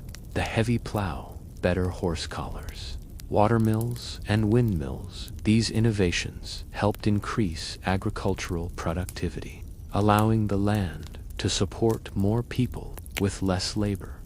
Trade networks that had been disrupted began to reform, though they took different paths than before. The Mediterranean, once the center of a unified Roman world, became a frontier between Christendom and Islam. But trade continued across that frontier, exchanging goods and ideas, despite religious and political differences. And slowly, very slowly, the trauma of the 6th century began to fade from living memory. People who had experienced it directly died. Their children, who had heard the stories but had not lived through it, passed away. Eventually, several generations later, the disaster became history rather than memory, a story told about the distant past rather than a lived experience. But the effects lingered in ways both obvious and subtle. The political map of Europe, Asia, and the Mediterranean had been permanently altered. Civilizations that had existed for centuries were gone, replaced by new kingdoms and empires. Languages had shifted, Religions had spread to new territories. The entire trajectory of human history had been changed. And in the genetic makeup of populations across the affected regions, the disaster left its mark. Those who survived the plague had, in many cases, some innate resistance to the disease. Their descendants inherited that resistance. The population that emerged from the catastrophe was, in a sense, different from what had come before. Shaped by brutal natural selection, the culture and psychology of societies were affected as well. The cheerful confidence of the early Roman Empire, the sense that humanity was steadily progressing toward greater civilization and prosperity, was replaced by something darker. Medieval Christianity, with its emphasis on sin, suffering, and the transience of earthly life, was in part a response to the traumas of the 6th century.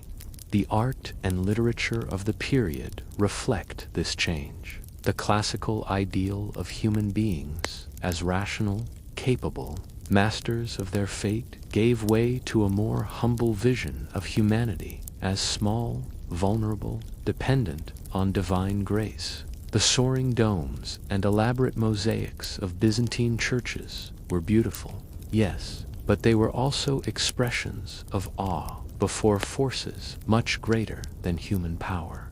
In the Islamic world, which emerged in the wake of the disasters, there was a similar sense of human limitation before the infinite power of God. The rapid conquests of the early caliphates were understood as signs of divine favor, proof that God had chosen to elevate the Arabs and spread his message across the world. These religious and cultural shifts were not solely caused by the climate disaster and plague, of course. History is never so simple. But the traumas of the 6th century provided fertile ground for religious messages that emphasized human vulnerability and divine power. And perhaps, in a world that had so recently been devastated by forces beyond human control, such messages made sense.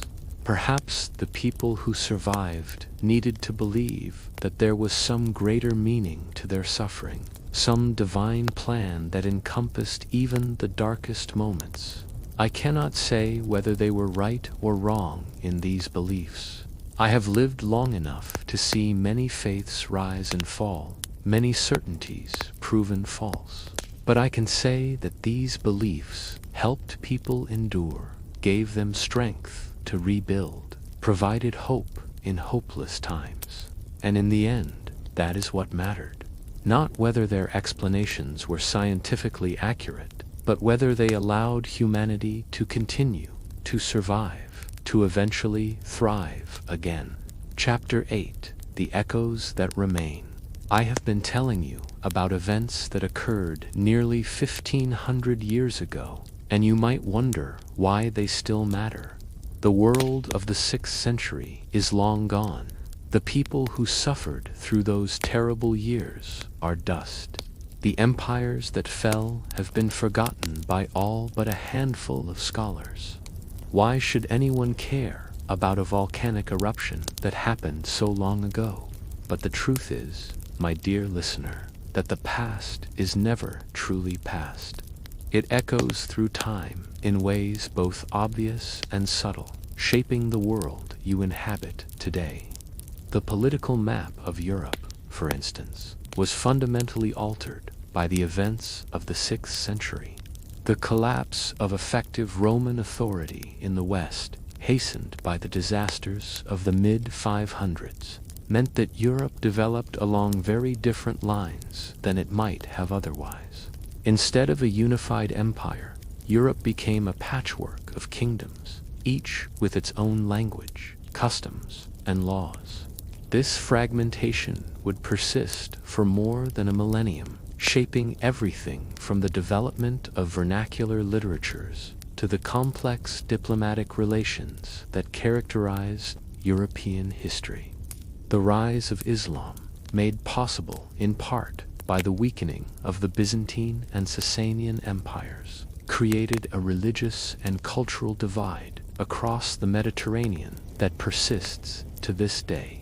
The world was split into Christendom and the Islamic world, and much of subsequent history can be understood in terms of the interactions, conflicts, and exchanges between these two civilizations. The population collapse of the 6th century also had long-term genetic effects. The plague, by killing such a large percentage of the population, acted as a powerful selective force. Those who survived likely had some genetic resistance to the disease, and they passed that resistance on to their descendants. The modern populations of Europe and the Mediterranean are, in a very real sense, the descendants of plague survivors, and the cultural and psychological effects of the disaster persisted for centuries. The medieval worldview, with its emphasis on the fragility of life and the inevitability of suffering, was shaped in part by the traumas of the 6th century. Even today, elements of that worldview persist in various forms, but perhaps more importantly, the disasters of 536 offer us lessons that are still relevant in the modern world. They remind us that climate matters, that changes in temperature and precipitation patterns, even relatively small ones, can have cascading effects on human societies, that complex civilizations are vulnerable to environmental disruptions in ways that simpler societies often are not. They remind us that diseases can emerge suddenly and spread rapidly, devastating populations before we fully understand what is happening. The Plague of Justinian was, in many ways, similar to more recent pandemics. The patterns of spread, the social disruptions, the economic impacts, all of these have modern parallels. They remind us that even the mightiest empires, the greatest civilizations, can be brought low by forces beyond their control, that all human achievement is, in some sense, provisional, dependent on conditions remaining favorable.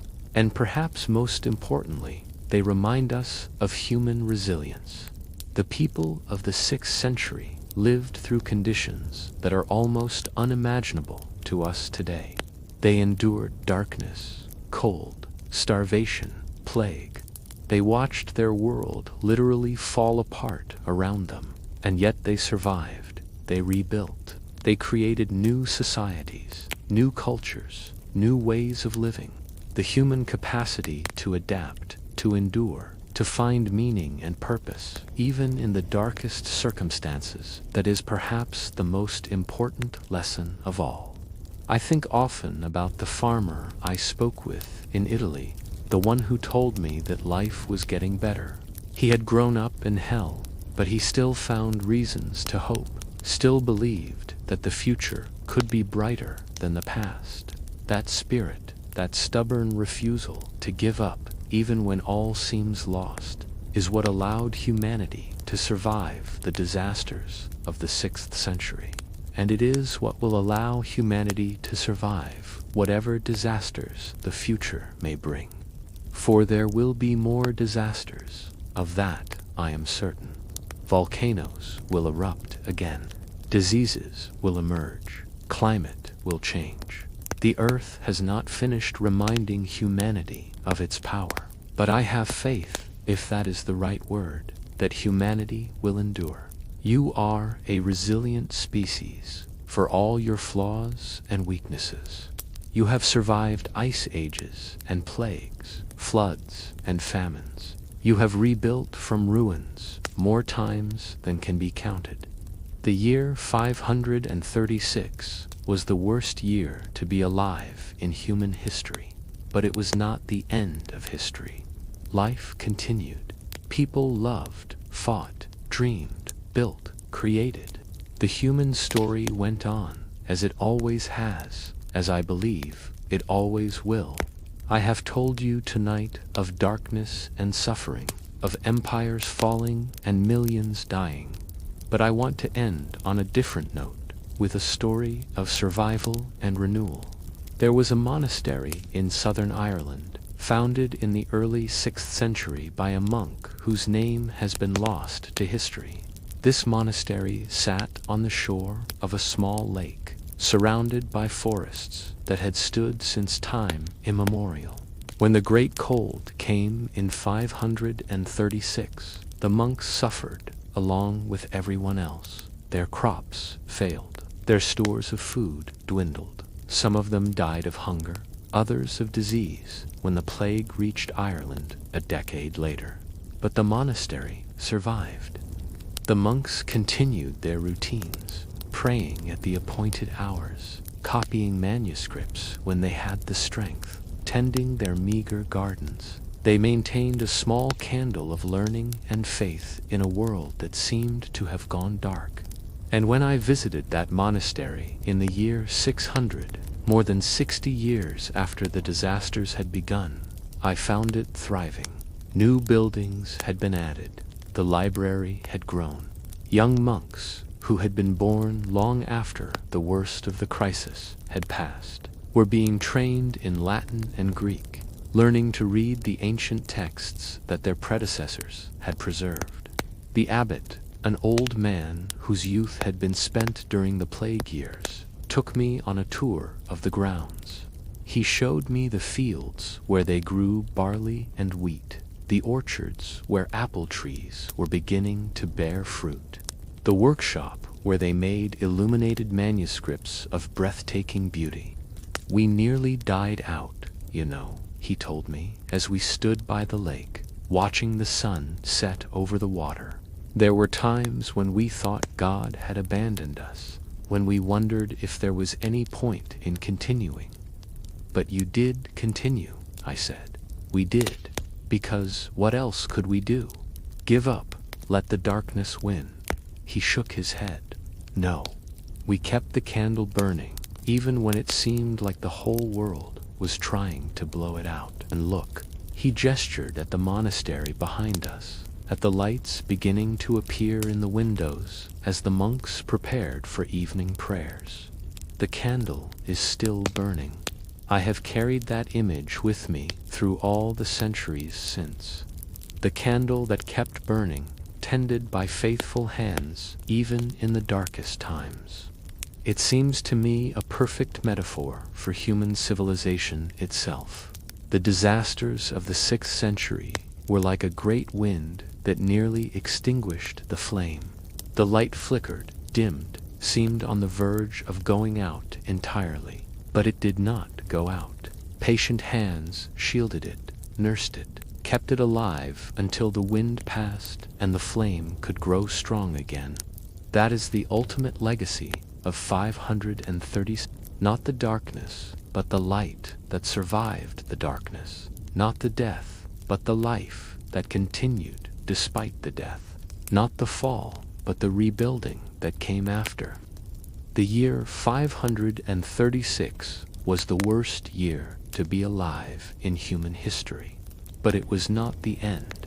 It was only a chapter in a much longer story, a story that continues to this day. And so, my dear listener, when you face your own darkness, your own disasters, great or small, remember the people of the 6th century. Remember how they endured when endurance seemed impossible. Remember how they rebuilt when everything was ruins. Remember how they kept hope alive when hope seemed foolish. For if they could survive what they survived, if they could endure what they endured, then surely you too can find the strength to carry on, to rebuild, to keep your own candle burning against whatever darkness you may face. Chapter 9.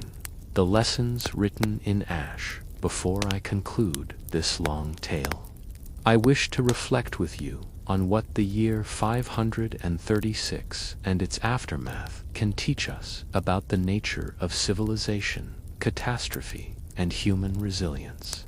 I have lived through many disasters in my long existence, and I have noticed certain patterns that repeat across time and culture. The specific details change, the technology is different. The gods have different names. The political systems operate according to different rules, but the fundamental dynamics remain strangely constant. One lesson stands out above all others. Complexity is both a strength and a vulnerability.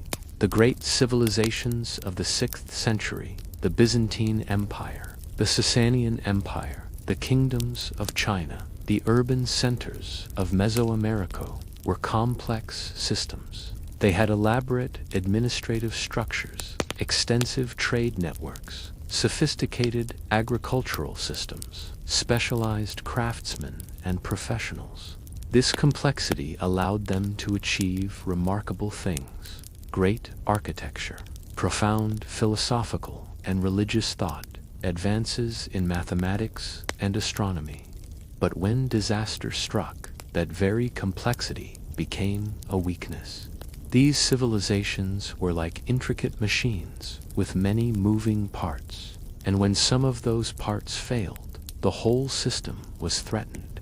A harvest failure in Egypt could cause bread shortages in Constantinople.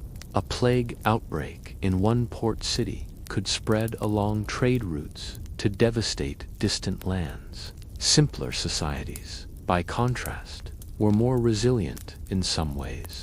A village of farmers in northern Europe might be isolated and poor by the standards of Constantinople, but that isolation also protected them from some disasters. If the harvest failed, they suffered, but their suffering did not cascade through a complex economic system. If plague struck one village, it did not necessarily spread to the next. This is not to say that simpler is better, far from it. The achievements of complex civilizations are real and valuable, but it is worth remembering that complexity comes with risks, and the more interconnected and specialized a system becomes, the more vulnerable it is to systemic shocks. Another lesson: environmental conditions matter more than most people realize. We like to think of history as being driven by great leaders, brilliant ideas, military conquests, religious movements, and certainly all of these things play a role. But underneath all the politics and culture and warfare, there is always the fundamental question: can the land support the people who live on it? When the climate is favorable, when the rains come at the right time and the sun shines with the right intensity, populations grow, cities flourish, trade expands. There is surplus wealth to support artists and scholars. Civilization advances. But when the climate turns unfavorable, everything changes. It does not matter how brilliant your emperor is, or how powerful your army is, if your crops are failing and your people are starving. Environmental conditions set the boundaries within which human agency operates.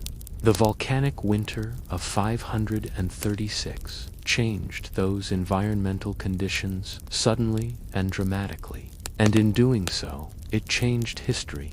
It did not matter that Justinian was a capable ruler with grand plans. It did not matter that the Byzantine Empire had the strongest army in the world.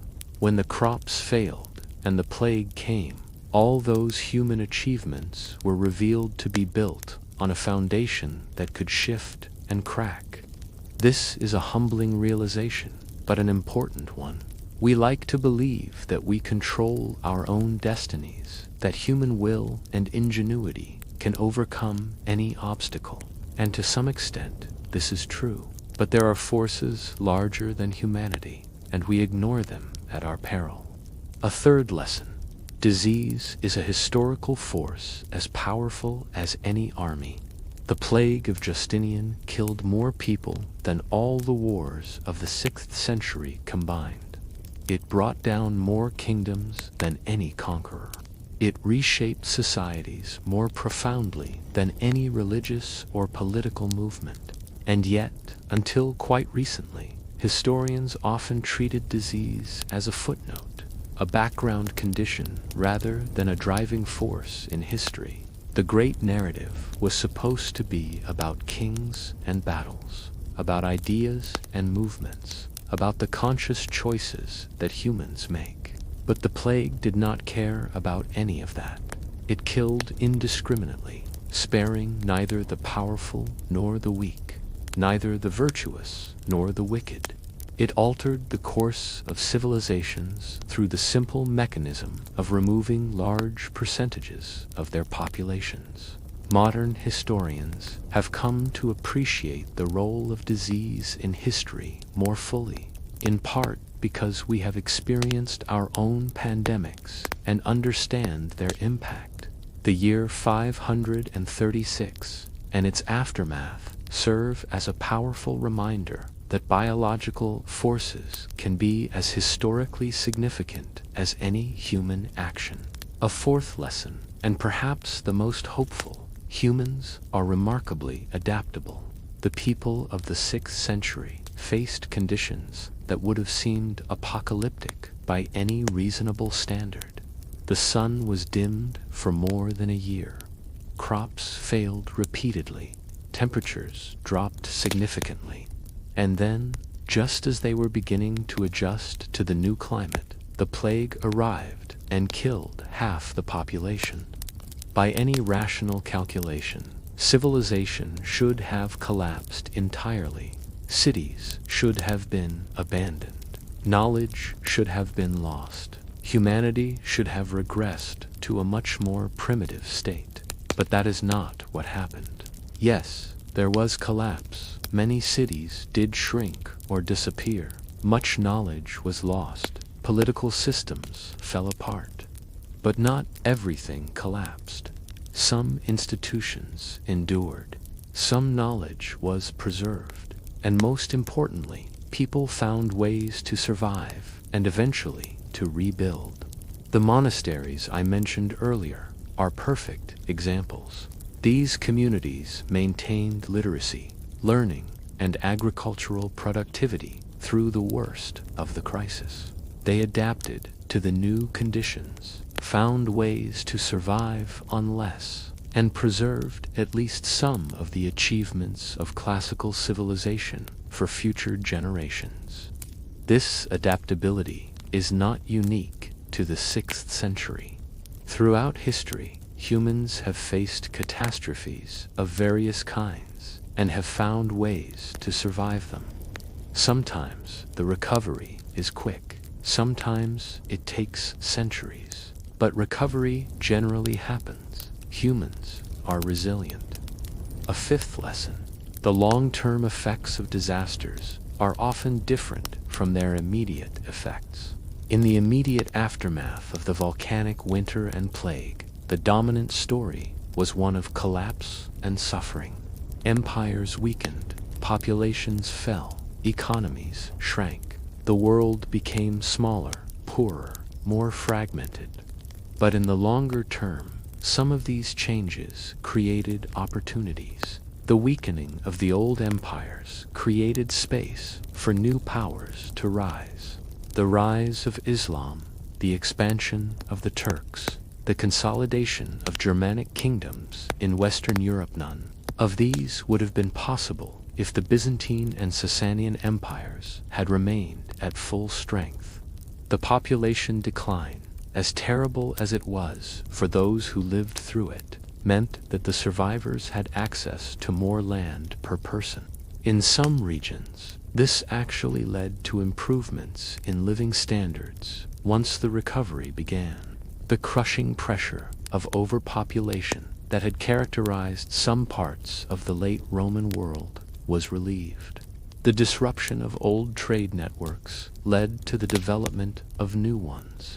The collapse of classical urban life in the West led, eventually, to the development of a different kind of society, one that would have its own achievements and character. I do not mean to minimize the suffering of those who lived through the disasters. The pain was real, the losses were devastating.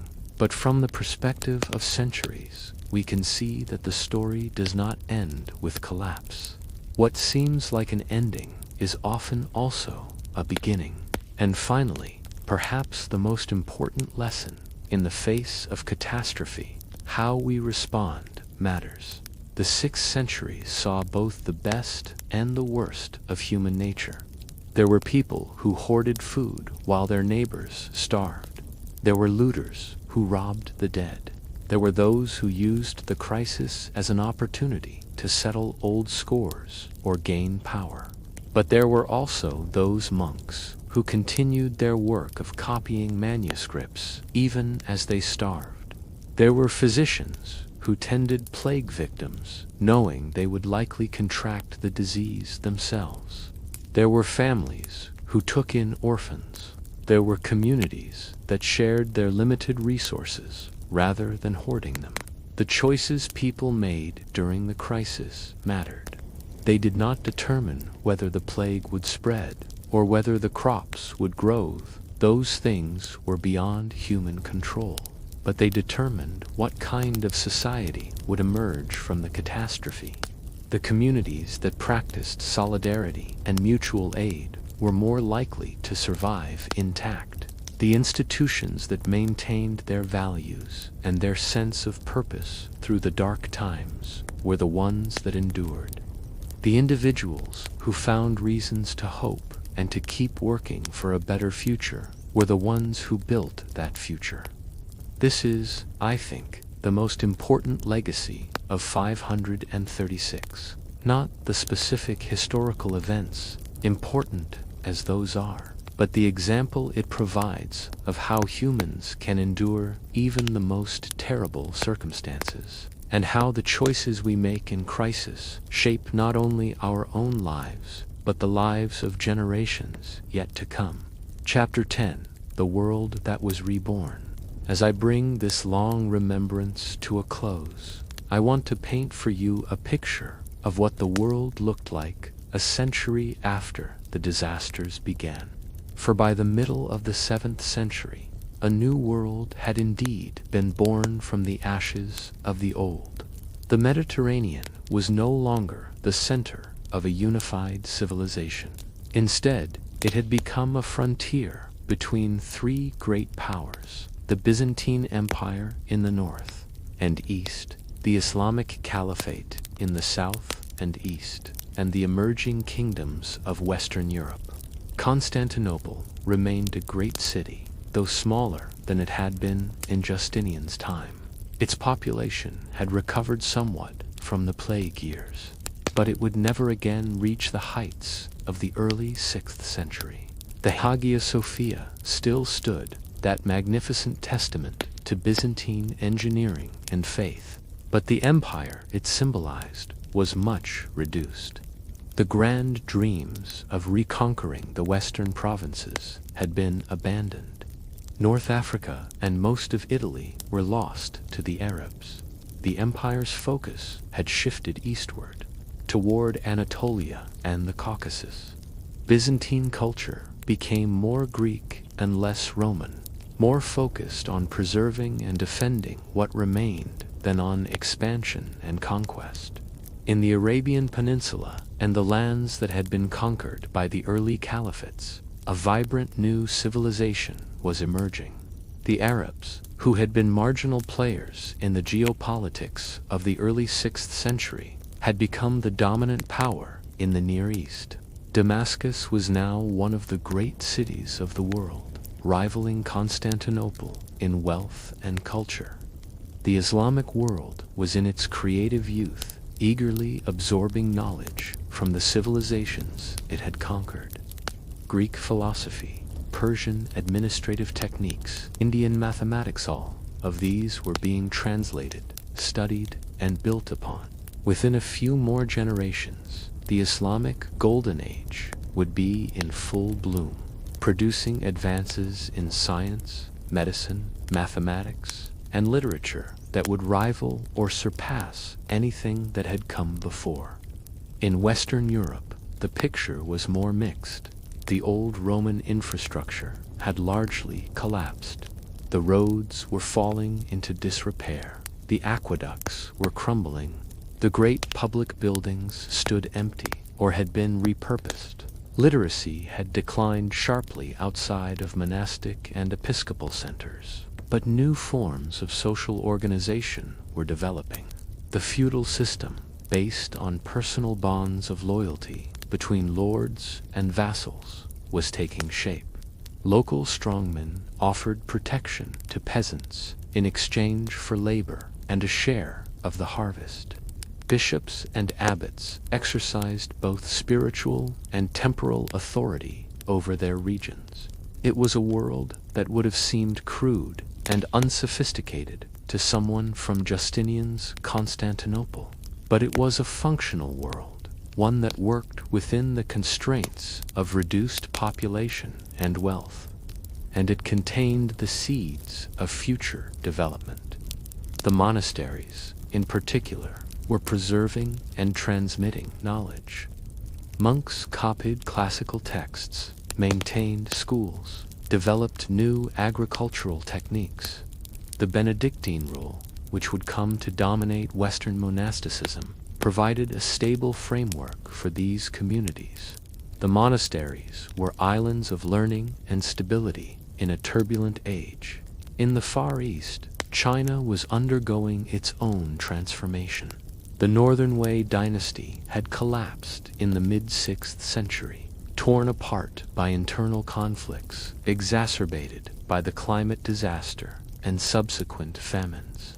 But new dynasties were rising. The Sui would soon reunify China, to be followed by the Tang, one of the greatest dynasties in Chinese history.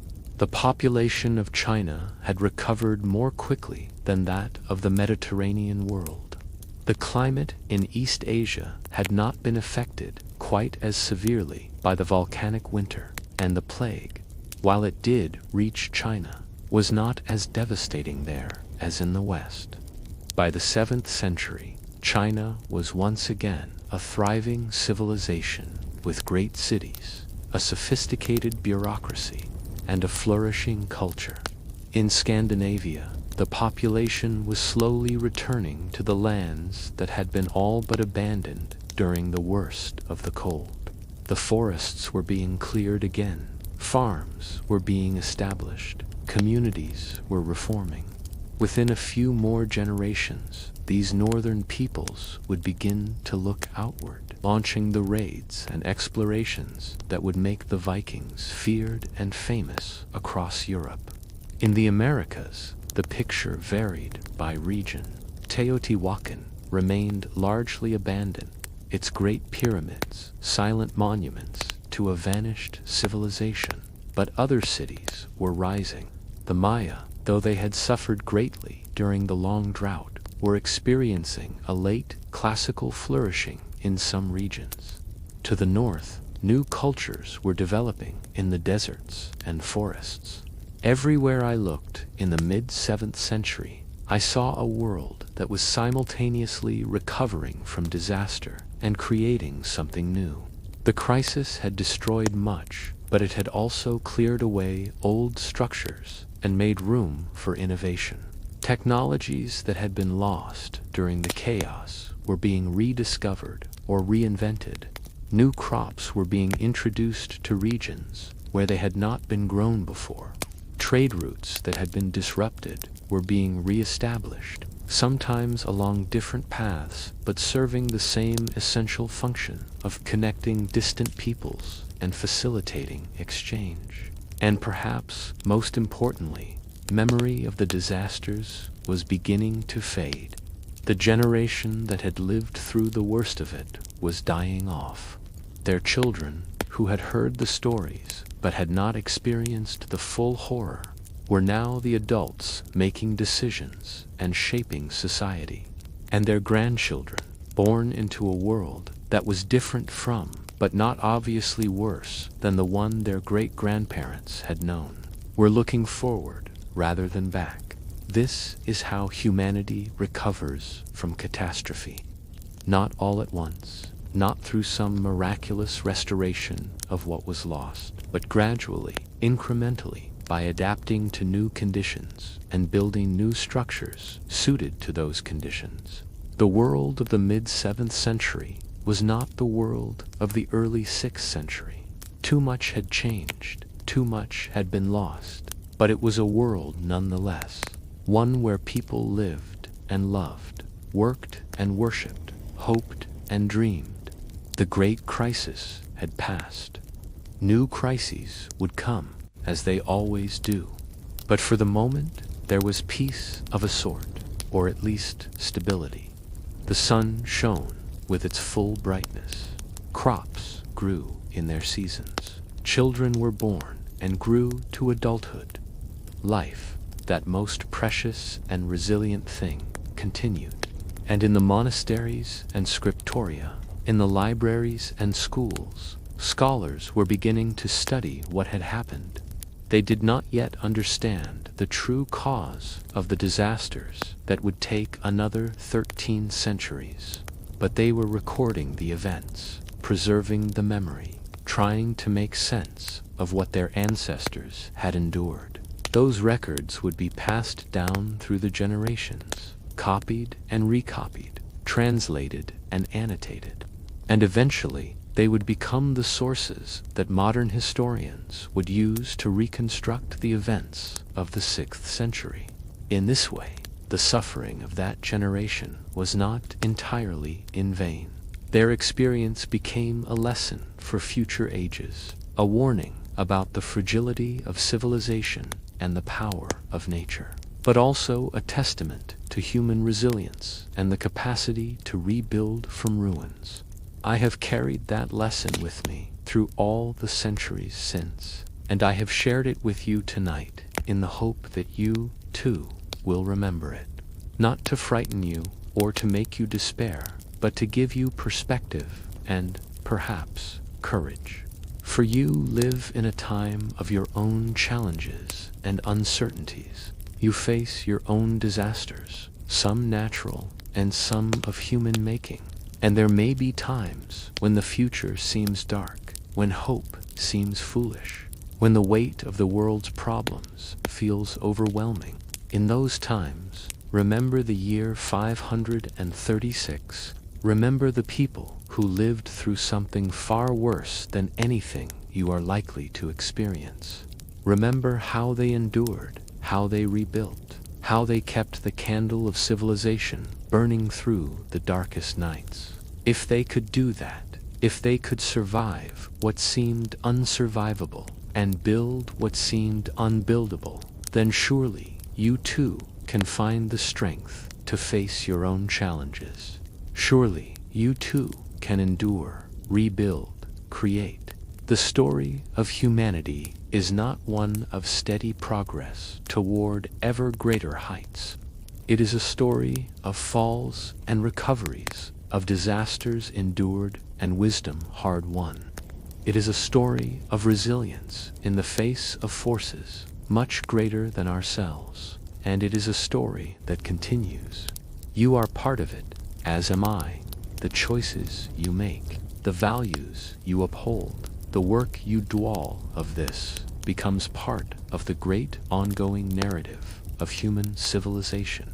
Make it a good story, my dear listener. Make it one worth remembering. And thus ends another memory from ages long past. If you have found a spark of wonder here, stay a while longer. See you.